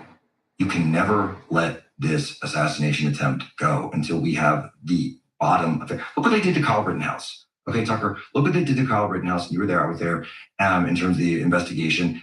Every piece of video footage from that day was brought up. We have every piece of data. The FBI held a plane that was flying overhead. That I'm certain, by the way, was also collecting cell phone information. That's one of the reasons that they kept this thing secret for so long. Oh, by the way, the FBI agent's testimony was done in the blind and then later stricken from the record. And then, we can't find the tapes of his actual, his actual deposition.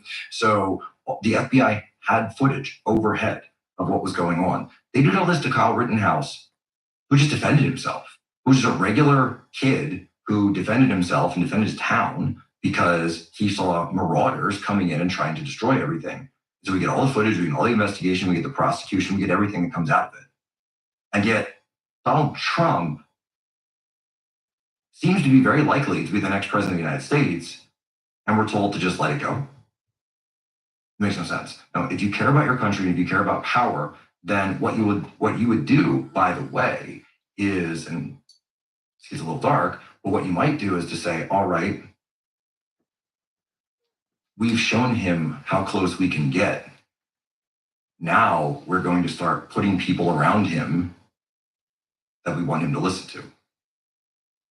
Yeah, well, that process has already begun. Okay, so you just said that if you were trying to take control of the United States government and you thought that Trump was going to win or it was too much trouble to shoot him again, that you would try to subvert the movement from within. Yes. Let's just back up one step. If Trump had been successfully murdered, it would have pleased a lot of people. I hate to say that, but it's true. What do you think would have happened then? Civil War.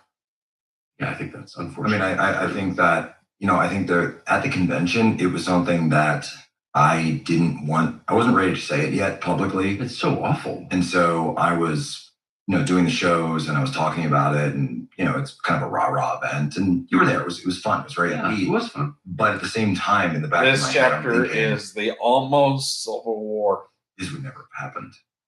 that something would have broken out. And if that bullet had been 2 inches to the right, I mean, you'd be looking at massive uprisings all over the country. That was my first reaction too. But then I thought, in order to rise up against something, you have to be organized.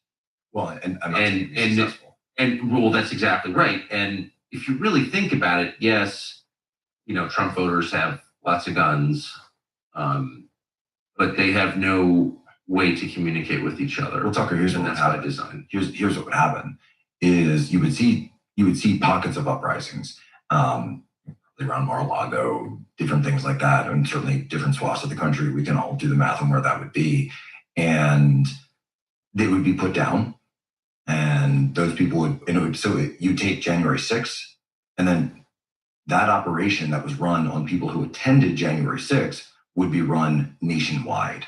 When every Trump supporter becomes a member of the militia, you're a member of the insurrection, not because you went to January 6th, but because you're a Trump supporter, you're a potential extremist. Every white man in America is a suspect. So the election's done at that point. Yeah. The election's done. So you're not voting. It's not a real election. Sure, you go through the motions, the same way they're going through the motions of this fake, open primary, open process that Obama's talking about, but it's not real. So you would have it set up, or it's a fait accompli, where you've now criminalized your entire opposition nationwide. And you're sure there'd be fighting. There's no question there'd be fighting. There'd be bloodshed.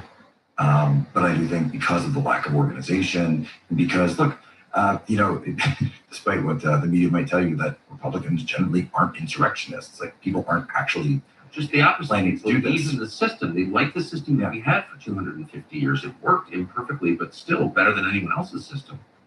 And these dark forces have destroyed the system. And it wasn't the right that did that. It wasn't.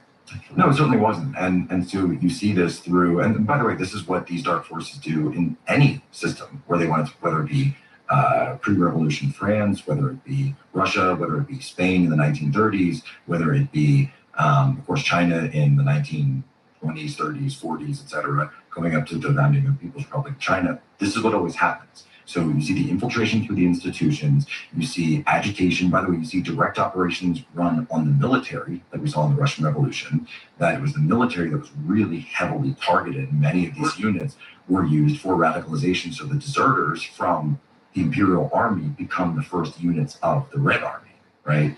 But instead of the guns pointing towards Germany, the German agent, Lenin, is then able to use them to turn their guns towards St. Petersburg. And so this level of subversion, this level of infiltration, now, of course, it's done differently now. And so because revolutions are different, because warfare is different, so it's not third generation warfare anymore, fourth generation, fifth generation. So we wouldn't expect to see literal civil wars. You would see things playing out in some kinetic aspects, but mainly online. So online, state power, regime power, and pockets of resistance. That's right. And to continue the analogy, there's always a Kerensky who, promises to return to like the sensible center, but actually, unwittingly or not, is abetting the revolutionaries. Yeah, I think Kerensky just got taken out. Well, maybe that's right. But I certainly see a lot of them on the right. I mean, there were Republicans yesterday. Mitt Romney was one of them, who were sort of sending out tributes to Joe Biden for his selfless act on behalf of the nation, when it's not even clear that he had anything to do with it at all. It was just transparently non-democratic what happened yesterday. Transparently, and so for someone like Mitt Romney to endorse that is so dark. Like, how can that guy be a senator, much less a Republican senator? Meanwhile, at the same time, you've got Aaron Sorkin running around in op-ed saying that the Democrats should nominate. This is before we knew about that Biden dropped out. But yesterday morning, Aaron Sorkin has this huge piece saying that Mitt Romney should be the nominee of the Democrats. To put him in. And so this goes to show you that at the end of the day, they don't care about the R, they don't care about the D, they don't care about whatever ideology they claim to be about. It's all about power. It's all about the club. It's all about Leviathan. It's all about the machine. And if you are going to keep things going, if you're going to keep the machine going, if you're going to keep the permanent state going, the permanent managerial class, whatever, everyone's got their own name for it, whatever what you want to call this system, that if you're going to keep that going, you're our guy. So you got to wonder, I Or think this is gal. knowable, but Nikki Haley, who cheered the violence of the BLM riots, as Mitt Romney did as well, like, what do you think she thought when Trump got shot, honestly? Tucker, I think Nikki Haley's an opportunist. I think she's someone who's incredibly ambitious. I think she's willing to go whichever way the wind's blowing.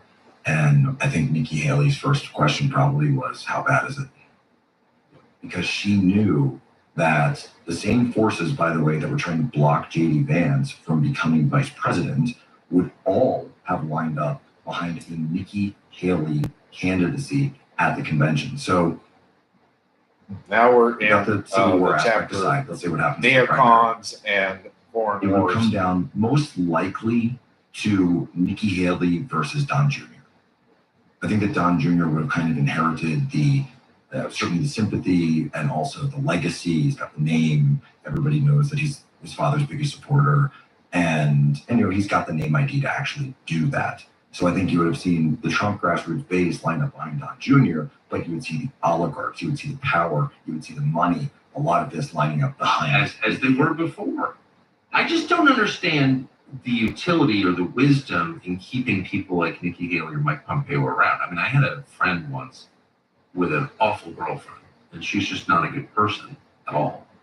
And he married her, and she became an awful wife, and then wrecked his life. And I'm not saying that people don't change or redemption's impossible. Clearly, they do, and it is. Some people never But change. It's unwise to keep bad people around you. That's dangerous, actually. I don't understand why Nikki Haley or Mike Pompeo, who's a criminal, would be speaking at the Republican convention. That's not unity. That's a threat to you and to the country, I think. And if you want to go really dark, Tucker, the question is, do we have clarity on when Nikki Haley was actually added to the RNC platform? When she was added to the schedule? No. I don't have clarity on that either, but I know that she initially wasn't there. So the story goes that Haley and Ron DeSantis, who had run against Trump in the primary, were initially not slated to speak on the RNC agenda. And at some point, they were later put on. Nikki Haley, of course, mentions in her speech, Donald Trump wants me to be here. And now there's that clip where it turns back to, I think it's Trump talking to J.D. Vance, and he's sort of mouthing his lips, and they've done the lip sync and says that, the lip reading, and says that she wanted to speak. Here we go. So she wanted to speak. So Nikki Haley was able to push herself in, and whoever's running that piece said, okay, well, in the name of unity, we're going to let her in now. Well, Donald Trump gets up at these rallies again and again, and he recites the snake poem. He's talking about illegal immigrants usually. But wouldn't the same thing apply to Nikki Haley and Mike Pompeo and John Bolton and all of these types? Yeah, I mean, I guess, well, of course, I couldn't agree more. And it's not a matter of punishing people or not practicing forgiveness, which we're required to practice. And I think we should always extend forgiveness. But it's a question of self-protection. Do you want... Forgiveness doesn't mean suicide. I agree with that. And it doesn't mean you can forgive somebody and not invite them into your orbit. Right. Forgiveness is something that happens in your heart. Exactly. It's not, I'm going to let you in my house now and sit at my table. But the attempted murder of Trump just shows how deadly serious these people are, how high the stakes are. And I just hope people are internalizing that lesson. But they don't seem to be at all. That the lesson is that all of this can end, again, half an inch to the right. Yeah. Half an inch to the right, and all of it goes away, and there's a massive fight, Nikki Haley, Don Jr., but you look at some of this movement right now, and a lot of it is sort of on the precipice of Donald Trump. And because of his figure, because of his notoriety, because of his connection with the people, and by the way, the Democrats have this with Barack Obama, for example, or they did, I guess you could say, in terms of their public support, not in terms of their institutional support, that you take him out and suddenly the whole thing's up for grabs, all of it. It does seem to me impossible to know, of course, but the decision to put J.D. Vance in as his running mate does make it a little harder to extinguish the ideas when Trump exits the scene. I mean, it seems a little more like Trump's party in a real way now than it did before. Well, this was something, and you had a tweet about this, where talking about those forces that were trying to stop J.D. Vance, and something I think that, those of us that knew what was going on behind the scenes. Are you talking about Lindsey Graham? I am talking about That little guy, creepy little finger. That people don't quite realize what all was going on. So what was really behind that tweet? I've never seen anything like it. It was just full court press by the worst people I've ever met, and all of whom I know personally. Not all, I don't know King Griffin. but I know the rest of them personally because I lived in DC my whole life. And what was so striking to me, I mean, there are always behind the scenes lobbying campaigns for every position. Every time power changes hands, or someone who wants a piece of it, got it. Same with money, fine. But I've just never seen a clearer cut alignment between like everybody with bad motives, everyone who wants more killing for its own sake, everyone who's driven by really, really unholy impulses. They were all on one side pushing Marco Rubio, who, for the record, I think is a perfectly nice person, and Doug Burgum, whom I don't know. But they were adamant that it could not be J.D. Vance. And I do think you can judge in the Like same I way you said, can judge Rubio is the one that bears, started you can the judge people by their investigation with supporters or Russiagate. detractors. Hillary And like took it over. every bad person, the people responsible He's a for mess. every horrible disaster this country has had over the last 15 years, they were all against J.D. Vance. I mean, and really against J.D. Vance. I mean like last minute desperation, offers of all kinds of things. Ramaswamy Just the talks ugliest about, kind of manipulation, lying, corruption, true corruption. And I mean up until 1 p.m. on Monday, this was going on. That's how high they thought the stakes were. It wasn't just like, well, I kind of prefer Marco to JD. No.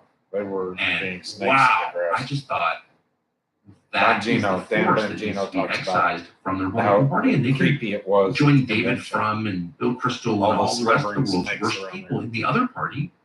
Why do they have to hang around there? Like, you should have one semi-decent option in American politics.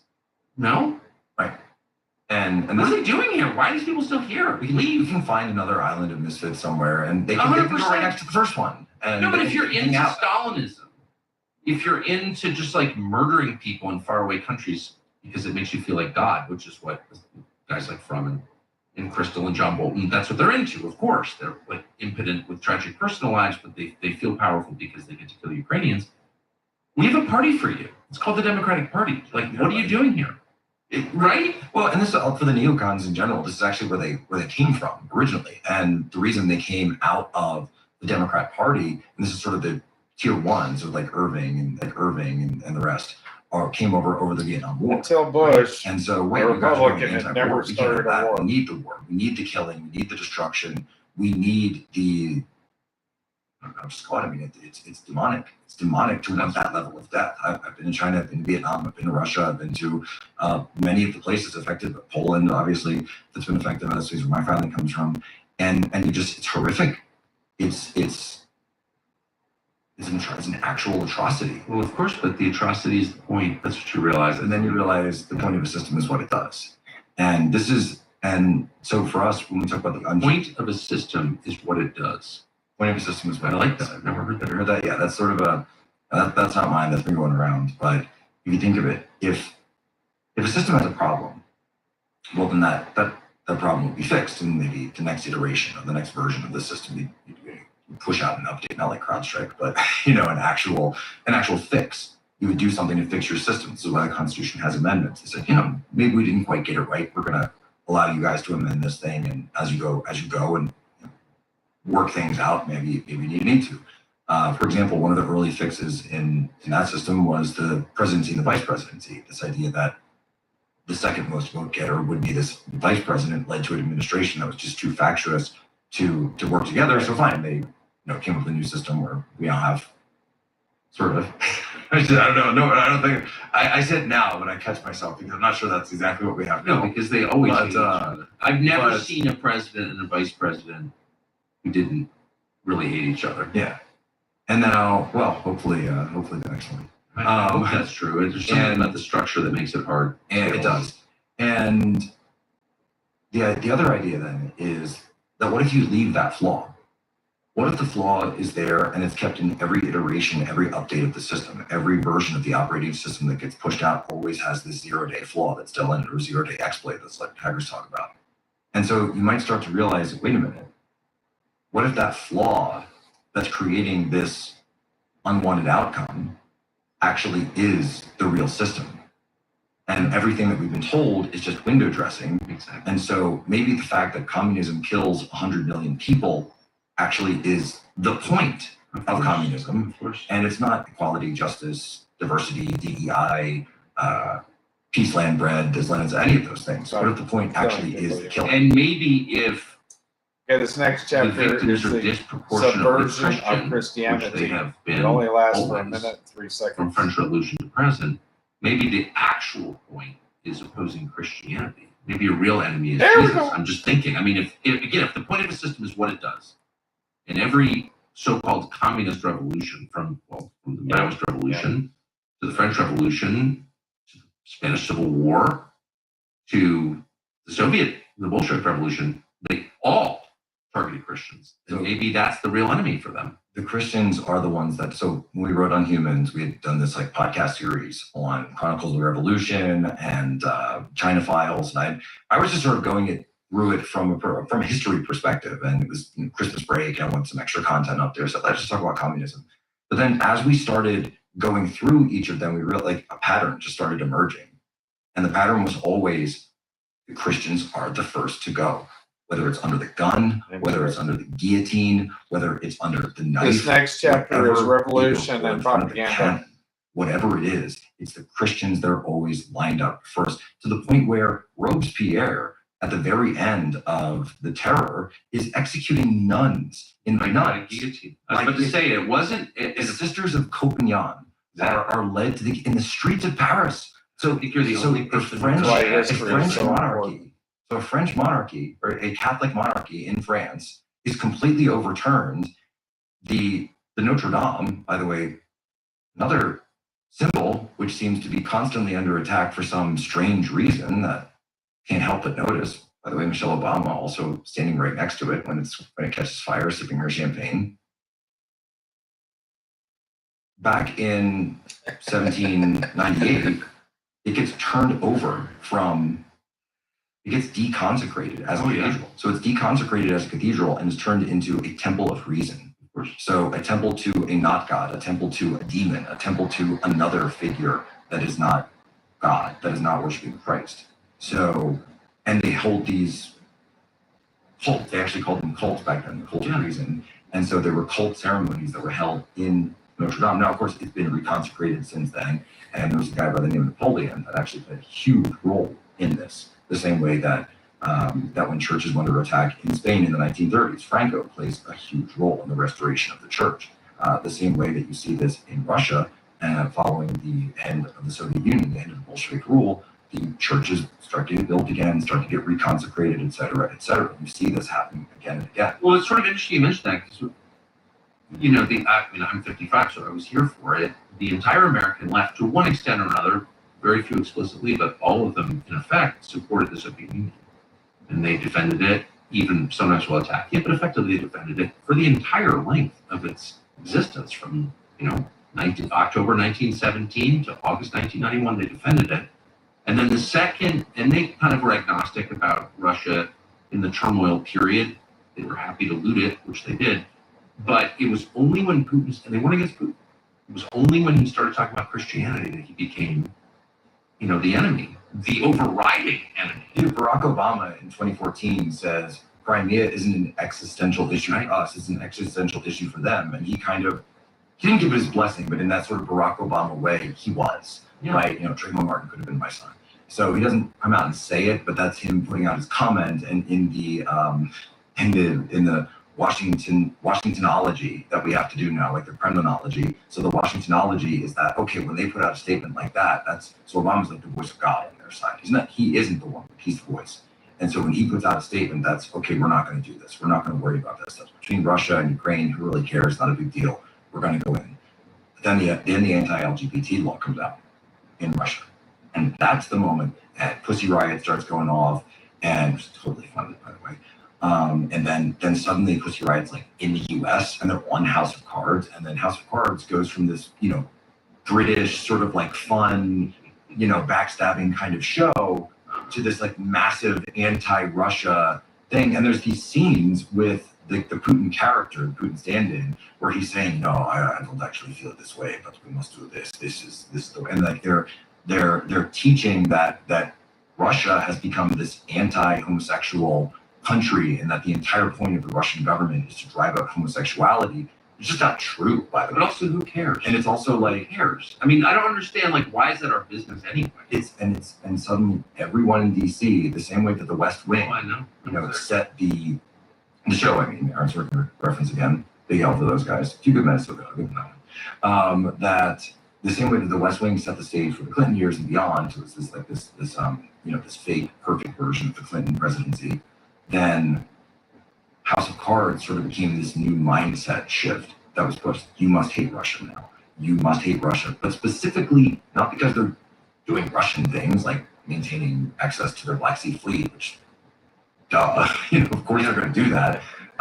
You know, it's not right or wrong. It's just The only fleet they have is not they fought ice. pretty hard for that over the years. They're not going to just give it up because we've instituted some coup. And by the way, keep in mind, Tucker, that at the time, Obama didn't want us paying attention to Ukraine too much because the coup was still ongoing. This is the coup that took out Yanukovych and led to the complete CIA Victorian rule and control of the current Ukrainian regime. Prior to that, right, you never have. Why didn't you have Russia sending armies across for all those years in the interim?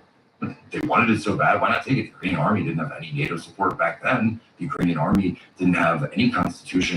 They could have just signed a piece of paper and said, yeah, Ukraine is never going to be its own country if they wanted to take over all of Ukraine and all of Europe, as opposed to actually looking at a potential growing threat inside Ukraine. Yeah. And I agree completely. And the bigger question is, why would we risk nuclear war over a law on sex education? And the answer is because it was pro-Christian. That's why. And subverting Christianity is the program. That is the program. Which by the and so think about it, right? When people say, "Well, wait a minute, Tucker," but here in the United States, we have church all over the place. You can see it. You can drive around and there's churches, etc. But I guess to borrow a phrase, the churches are in the closet, Of course. right? So you can go behind closed doors. You can pray to whatever God you want. We're totally fine with that. Just keep it in there. Don't bring it out here. Don't bring it into the public. That's an important clip. In the 1950s, we used to have the 3 crosses. We'll never see that in our lifetime. We won't. Maybe my kids will. Yeah, you don't know where this is going. But right now, what do you see? You see the trans flag. Of course. You see the pride flag, and it's displayed in full. Okay, that is subversion. That shows the ideological control, the ideological hegemony that's taken over inside the United States. So, sorry, we just got Breaking. all right. This is from Charlie Kirk. I'm reading this quote. I got a weird lead on a story people ought to look into. I got a call from a source close to Las Vegas Metro Police. The official story was that Biden's trip was cut short last week due to COVID. However, according to this source, U.S. Secret Service informed Las Vegas Metro that there was an emergency situation involving Joe Biden and to close necessary streets so that POTUS to be transported immediately to University Medical, which they began to do in earnest. Then mysteriously, there was a stand-down order, and the Secret Service informed local Vegas PD that they were going to medevac POTUS to Johns Hopkins, which they presume meant fly him back east as soon as possible. Apparently, the rumor mill in the police department was that Joe Biden was dying or already dead, possibly. I didn't think too much about this lead. It seemed too wild to be true, but given that Joe Biden has been out of public sight for days and dropped out of the race by an X post, and his brother James indicated health was a factor, I'm beginning to grow more curious if COVID or something else has been more serious than reported. If anyone with Las Vegas Metro has information, please email freedom@charliekirk.com. I want to hear if there's more to the official story than what they're telling us. I'm sure Las Vegas Metro would be just as open as forthcoming as they were during the October shooting. Yeah, the worst mass shooting in American history. Which is never spoken of They again. tried to drag me out of a camera position while I was doing the story on it. Yeah. Clearly there's something. Known for being open and forthcoming. Yeah. Like the city itself. Clearly something is going on here. Obviously, I don't know what it is. I know its hallmark, which is secrecy. Secrecy is the hallmark of lying. So if you want to know, is someone lying? Well, I don't know. Is he hiding something? Well, then he's lying. Right? So they're lying. So I just want to, before we stop, I'll put this up on the inner tubes very soon. You just sort of book on communist revolution called Inhumans. I could ask you a million questions with this. I think it's one of the most interesting topics there is. Thank you. But just tell us, like, based on the research you did and the thinking you did while writing this, what are the hallmarks, what are the signs of the kind of revolution that's destroyed so many countries? Well, so the first thing you would expect to see are these mass grievance outpourings, and not just mass grievance outpourings. This is key, by the way. Not just actual grievances, grievance outpourings, and not just mass grievance outpourings. This is key, by the way. Not just actual grievances from people. You would expect to see it from the mouthpieces of institutions. You would see it from universities. You would see it from media, mass media. You would see it from elected leaders or national leaders in some cases. And not just grievances, by the way, about maybe something that's ongoing that can be fixed. Like, oh, the energy supply is having trouble. We need more energy, like an actual grievance. Right. Or we need more beds in our hospitals, something like this. Those are legitimate actual grievances. I'm sure It's a function of the government, yeah. But what you would hear are more systemic grievances. There is a problem with our system. There is a problem with our government. There is a problem with our country. The way Imprecise complaints that are impossible to address. Precisely. Racism, transphobia. Okay, great. What do I do about that exactly? What is the problem exactly? What is equity exactly? They're imprecise. They're imprecise, and so and then you would also expect to see ideological incohesion. So the idea that you would stand for whatever's popular at the moment as a response to those grievances. So we're going to beef up security, but also we're going to defund the police. We're for more housing, but not housing over here. We're going to do housing over there. But we're also for price controls. How do you have more housing plus price controls? Right? It doesn't possibly work. And Tom Sowell's probably written a million times about this. You would constantly be changing whatever your policies are because you don't actually care about your policies. You're not ideologically driven, and you're not pragmatically driven either. You're always constantly telling people we need to do more. We need to fight this imaginary force. And because so... White supremacy, Christian nationalism, systemic racism, police brutality, great example. No, it's not, and everyone's always like, oh, no, you're back to blue, whoever. Ooh, that's so silly. It's like, no. Like, obviously, people are going to be people make mistakes. But body cams were introduced because we were told that police were lying about crime, they were making it all up, and police in New York were just cracking down on black and brown people, and that's why we need body cams everywhere. So the police department said, fine, fine, we'll do the body cams. You know what, then you can finally believe what we're seeing. You know what the body cams showed, Tucker? That the level of crime was exactly consistent with what had been reported before. And the body cams just showed the violent crime. And so now you're starting to actually see, and because this was a direct progressive thing, body cams on cameras, body cams on, police body cams. Now they say, well, we don't want the body cams because the body cams are helping the police too much and they're giving them surveillance options and they're racist to direct people. Yeah. Noticing is racist. So wait a minute.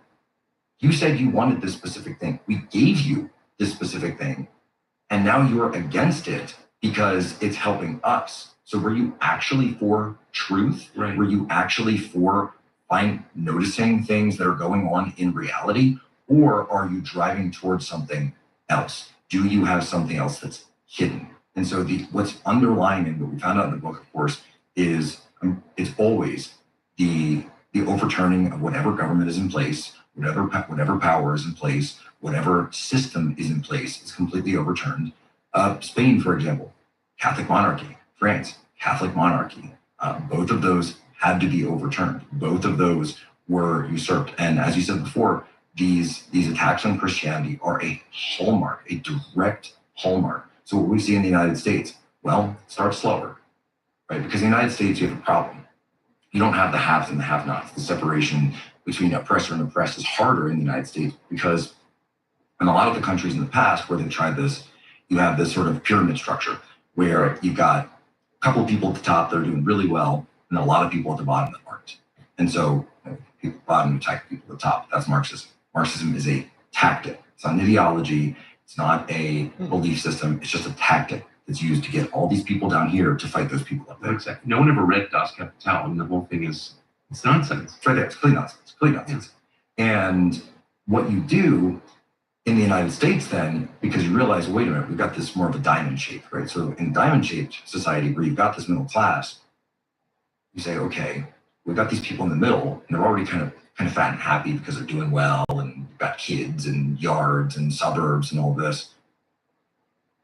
So you look for other ways to divide up a society. You divide it up by tribe, you divide it up by ethnicity, you divide it up by gender, so you use sociology. Then the Soviet Union falls, by the way, and so you really have to get away from the economic stuff. And so you say, fine, we don't worry about that. But what we do worry about is, what other kind of majorities are there? Oh, there's a white majority. Okay, so the white majority is oppressing everybody else. And the white majority is actually the one that's doing all this. And then it plays on these ideas of white guilt as well to tap into the support for these, again, these other tribes that you're creating. I'm not saying they're creating races. What I'm saying is you're splitting people up and pitting them against each other. One of the most unfair things I've ever seen, ever. And the fact that, the white majority put up with it for even a second, it really says something bad about them, I think. What? So, I mean, build the greatest country ever, the most humane, fair, decent country with tons of flaws, but compared to what? And sit there for years and have people spit in your face for something that you didn't do? You did just and are driven out from your cities, driven out from your towns, driven out from the places that you built. And I talk about, put up with it. I talk about my hometown all the time. So this, like, where I come from outside of Philly, just outside Philly, it didn't really hit until like the 90s. And that's when, Section 8 started hitting, and that's when all the drugs started getting flooded in.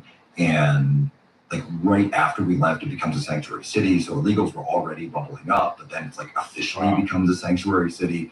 And I remember being a kid and like writing letters to the local newspaper, don't do this. You are going to ruin everything in our town. And this was like, your idyllic, not idyllic, but it's a town, like a town of real people who knew each other, who grew up together, who lived there for 100 years with all of the families, it's intertwined, the good, the bad, the ugly, all of it. But the kids that I grew up playing with were the children of the kids my father grew up playing with, and his father grew up with. We were all baptized at the same church. We were all born at the same hospital, that kind of place, ever since we came from Poland for, again, a century. And then all of a sudden, government comes in, and not just government by itself, by the way, but specific forces within the federal government. It's just my town. Like this was done across the country, towns after town after town. And John Carl, of course, has a great book about it. But it's just knowing that experience, knowing that I won't have that for my kids. No, but the effect was just destruction, and that's the thread that connects all the revolutions that you consider in this book. Is that things, okay, you can have a violent revolution, it's not that hard. You just have to be willing to kill people, and they have been. But the effect wasn't an improvement, it was a dramatic decline in people's happiness, standard of living, life expectancy. Yeah, and then of course the death toll was in the tens of millions. So if you're a Russian serf and you go to be, so a Russian serf, and you say, oh, let's get rid of the Tsar, and then everything's going to be great. So you get rid of the Tsar, and you kill him and his family, and you're slaughtering the children, and suddenly things going to get better? No, now you've got to go work on the commune, and if you complain about it, you get sent to the gulag. So that raises a really interesting point that I never hear anybody ask, which is, so the famous Robespierre, speaking of revolution, the famous Robespierre phrase is, you have to break a few eggs to make an omelet. Okay, well, I'm against that. Chairman Mao said, a revolution is not a dinner party. Right, that's right. And I'm opposed to that. However, it makes intuitive sense. You have to do hard things to get good results. But the results were worse every single time. And just referring back to your great line, that the point of an organization is what it does.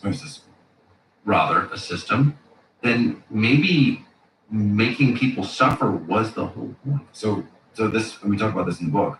So in the Unhuman Playbook, if you just, again, looking at it from their perspective, people will say, now a rational person might say, how can you still support communism after communism's killed 100 million people, right? Well, turn that back around on itself. What if killing 100 million people was the point? If you talk to one of them and you actually got them to answer you truthfully, they would say that 100 million, that's a good start. We need to add to that because those were Christians, those were racists, those were people who stood in the way of our utopia. And those people need to be removed from our system before we can have what it is that we truly want. Yeah, and I think some people believe that. I think, Simon Sebag-Montefiore wrote the most amazing book about Stalin with access to the internal archives called In the Court of the Red Tsar, I think it's called. But anyway, and we learned from Stalin's personal correspondence that he was actually a true believer. He believed in this. Yes. But I think given the totally consistent track record of revolutions, all of which result in more human suffering, utopia never arrives, the opposite, dystopia arrives. I just think at that point it's obvious there are supernatural forces involved. People are acting against their own interest as people. The point is killing people. If the point is killing people, that's not a human impulse. There are supernatural forces here, right? One of the ways That's my view.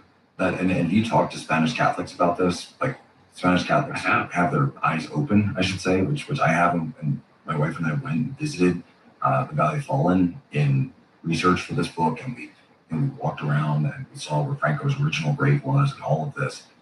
And you realize that, wait a minute, this was the equivalent to a modern crusade, what happened in the 1930s, because they saw demons, actual demons, taking the form of men and killing priests, raping nuns on the altar, and then taking the nuns' bodies and displaying the skeletons with their habits on in the public square and saying this is a sign of what we will do to the church, what we will do to you, what we will do to your family. Same forces get unleashed in China in the 1960s. By the way, with the help of a lot of Americans, so many Abraham's Brigade and a lot of others, a lot of Ernest Hemingway, well, like hanging out, Emma Goldman. Yes, George Orwell. But Orwell actually comes out better than most in The Wash. It changed his life. He was shot in the throat on sentry duty. Wrote a wonderful book about it, in which he doesn't mention getting shot, I don't think, but called Amish California. Yes, but that completely changed his book, but it changes his worldview completely. But my only point is, like, this wasn't about Spain. No. Do you think Ernest Hemingway or John Dos Passos or all these sort of literary celebrities and leftists from the United States, do you think they knew anything about Byzantine Spanish politics, which is so freaking complicated? I tried to understand it. It's impossible to understand any Spanish politics, period, always has been. So they didn't have any understanding of this at all.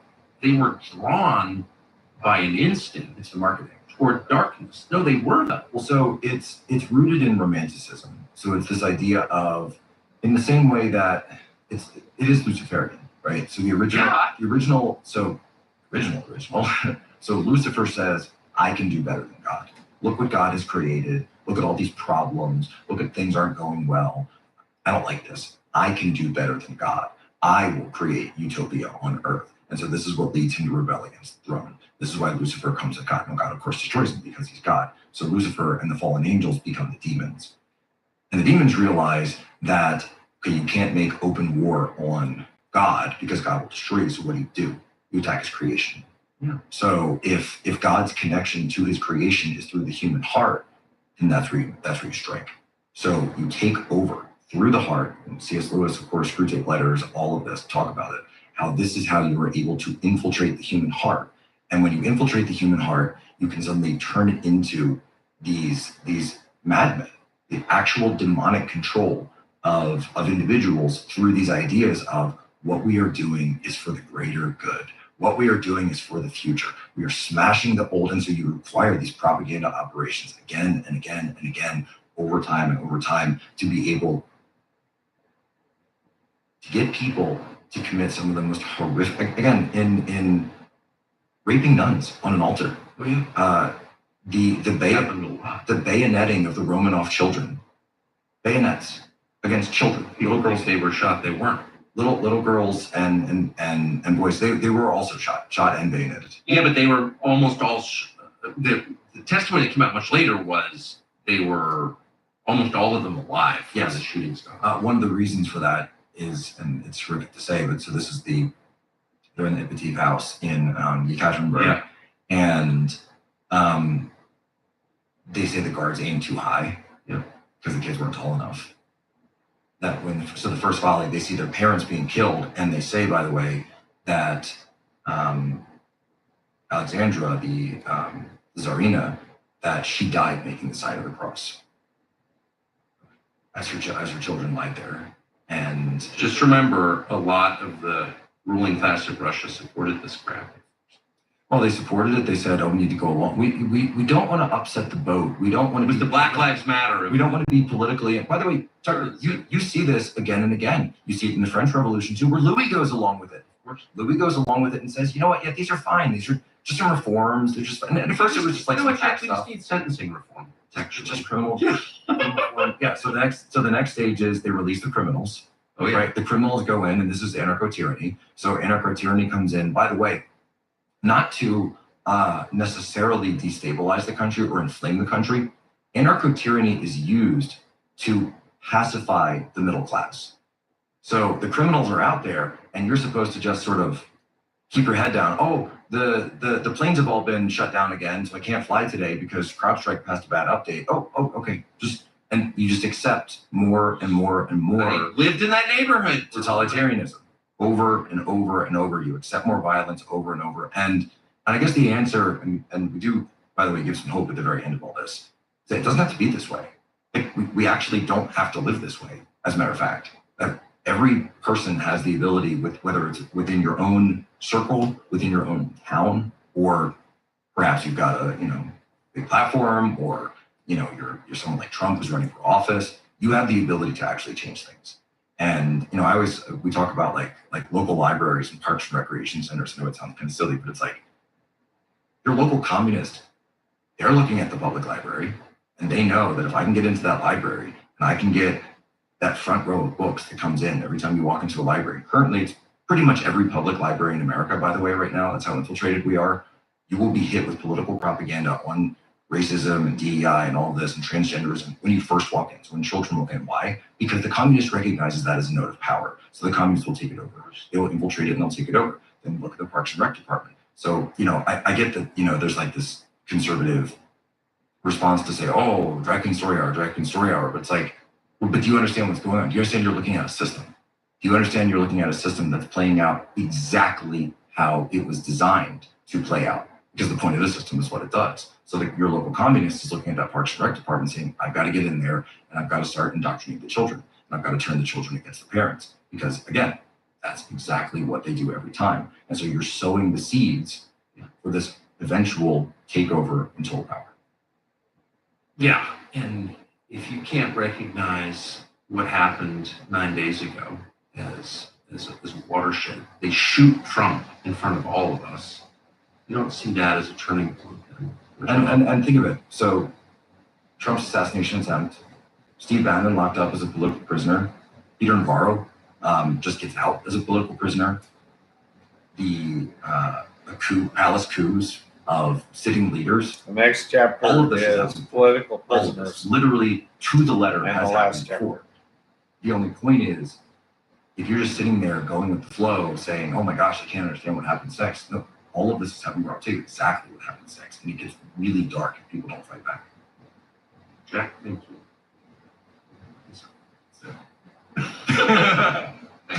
Appreciate it.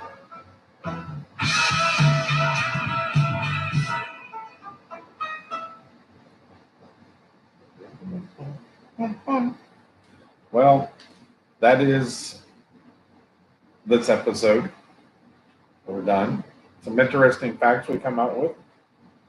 One of the things I thought it was really interesting that Biden created his own media center across the street from the White House. And I theorized early on, and maybe he did that so that he could, if something happened, then he could, from his basement, broadcast himself from his basement and make a replica of that sound studio there. And so there's some interesting things obviously going on that we haven't seen him for a while. They're obviously not telling us anything to make us feel better. I was told early on, is about 4 hours after the shooting, a ex Secret Service member said that the head of the Secret Service, the FBI, and the president would all make a statement after a assassination attempt. And we have still never heard from the director of the CIA. I've never seen the director of the FBI. Well, I guess he did.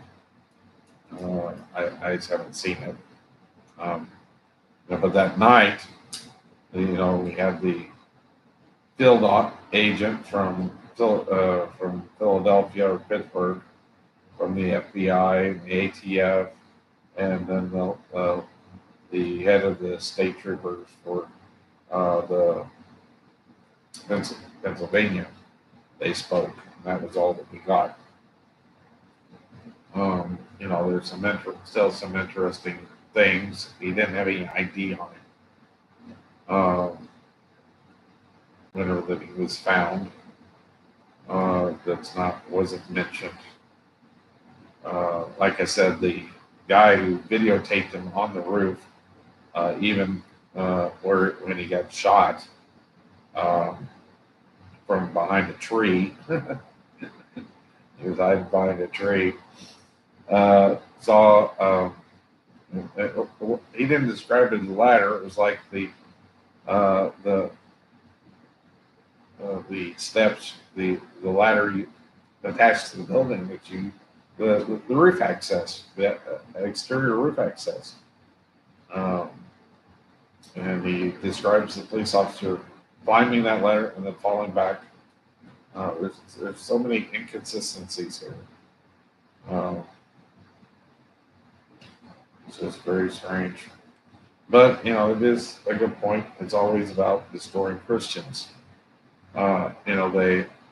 They've become more vocal. They've come out in public. And they've made us go in hiding. And so, that's interesting that they want to put us in our little box. Go into your little box and do whatever you want. That's the church, which is what I said that was the problem with the church of this day and time is we have put God in that box and we want to go visit him whenever we choose. And, you stay there. We don't want you coming out with us. If I go see you at Thanksgiving or Christmas or or just on Sunday, you stay there. I don't have an ongoing relationship with you like you want with me. I don't want to be able to stop in the middle of Walmart and pray for somebody. Anyway, so that's it. Like, subscribe.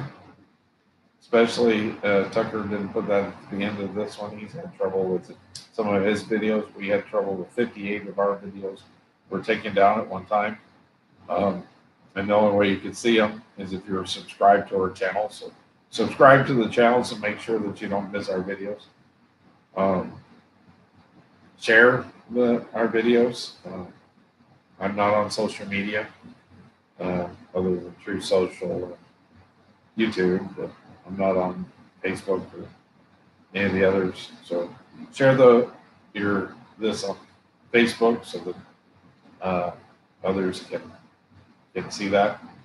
Comments and questions, I put that as a comment here. It won't go over to where I publish it, but you're welcome to make comments and ask questions. I'll take them up at the next time that we have a Waycast. The Way to the Truth Cast is what I call these. They're news oriented. I believe that we should. I do some speculation, but I think we need to get the truth out there. So, it is interesting. Basically they just want to kill Christians. But we've known all along. I've been warning you since 2015. They're coming for your heads. Might as well get ready. Be prepared that they come to chop off your head. How are you going to react? They're going to ask you to deny your Christianity. They're going to try to make you to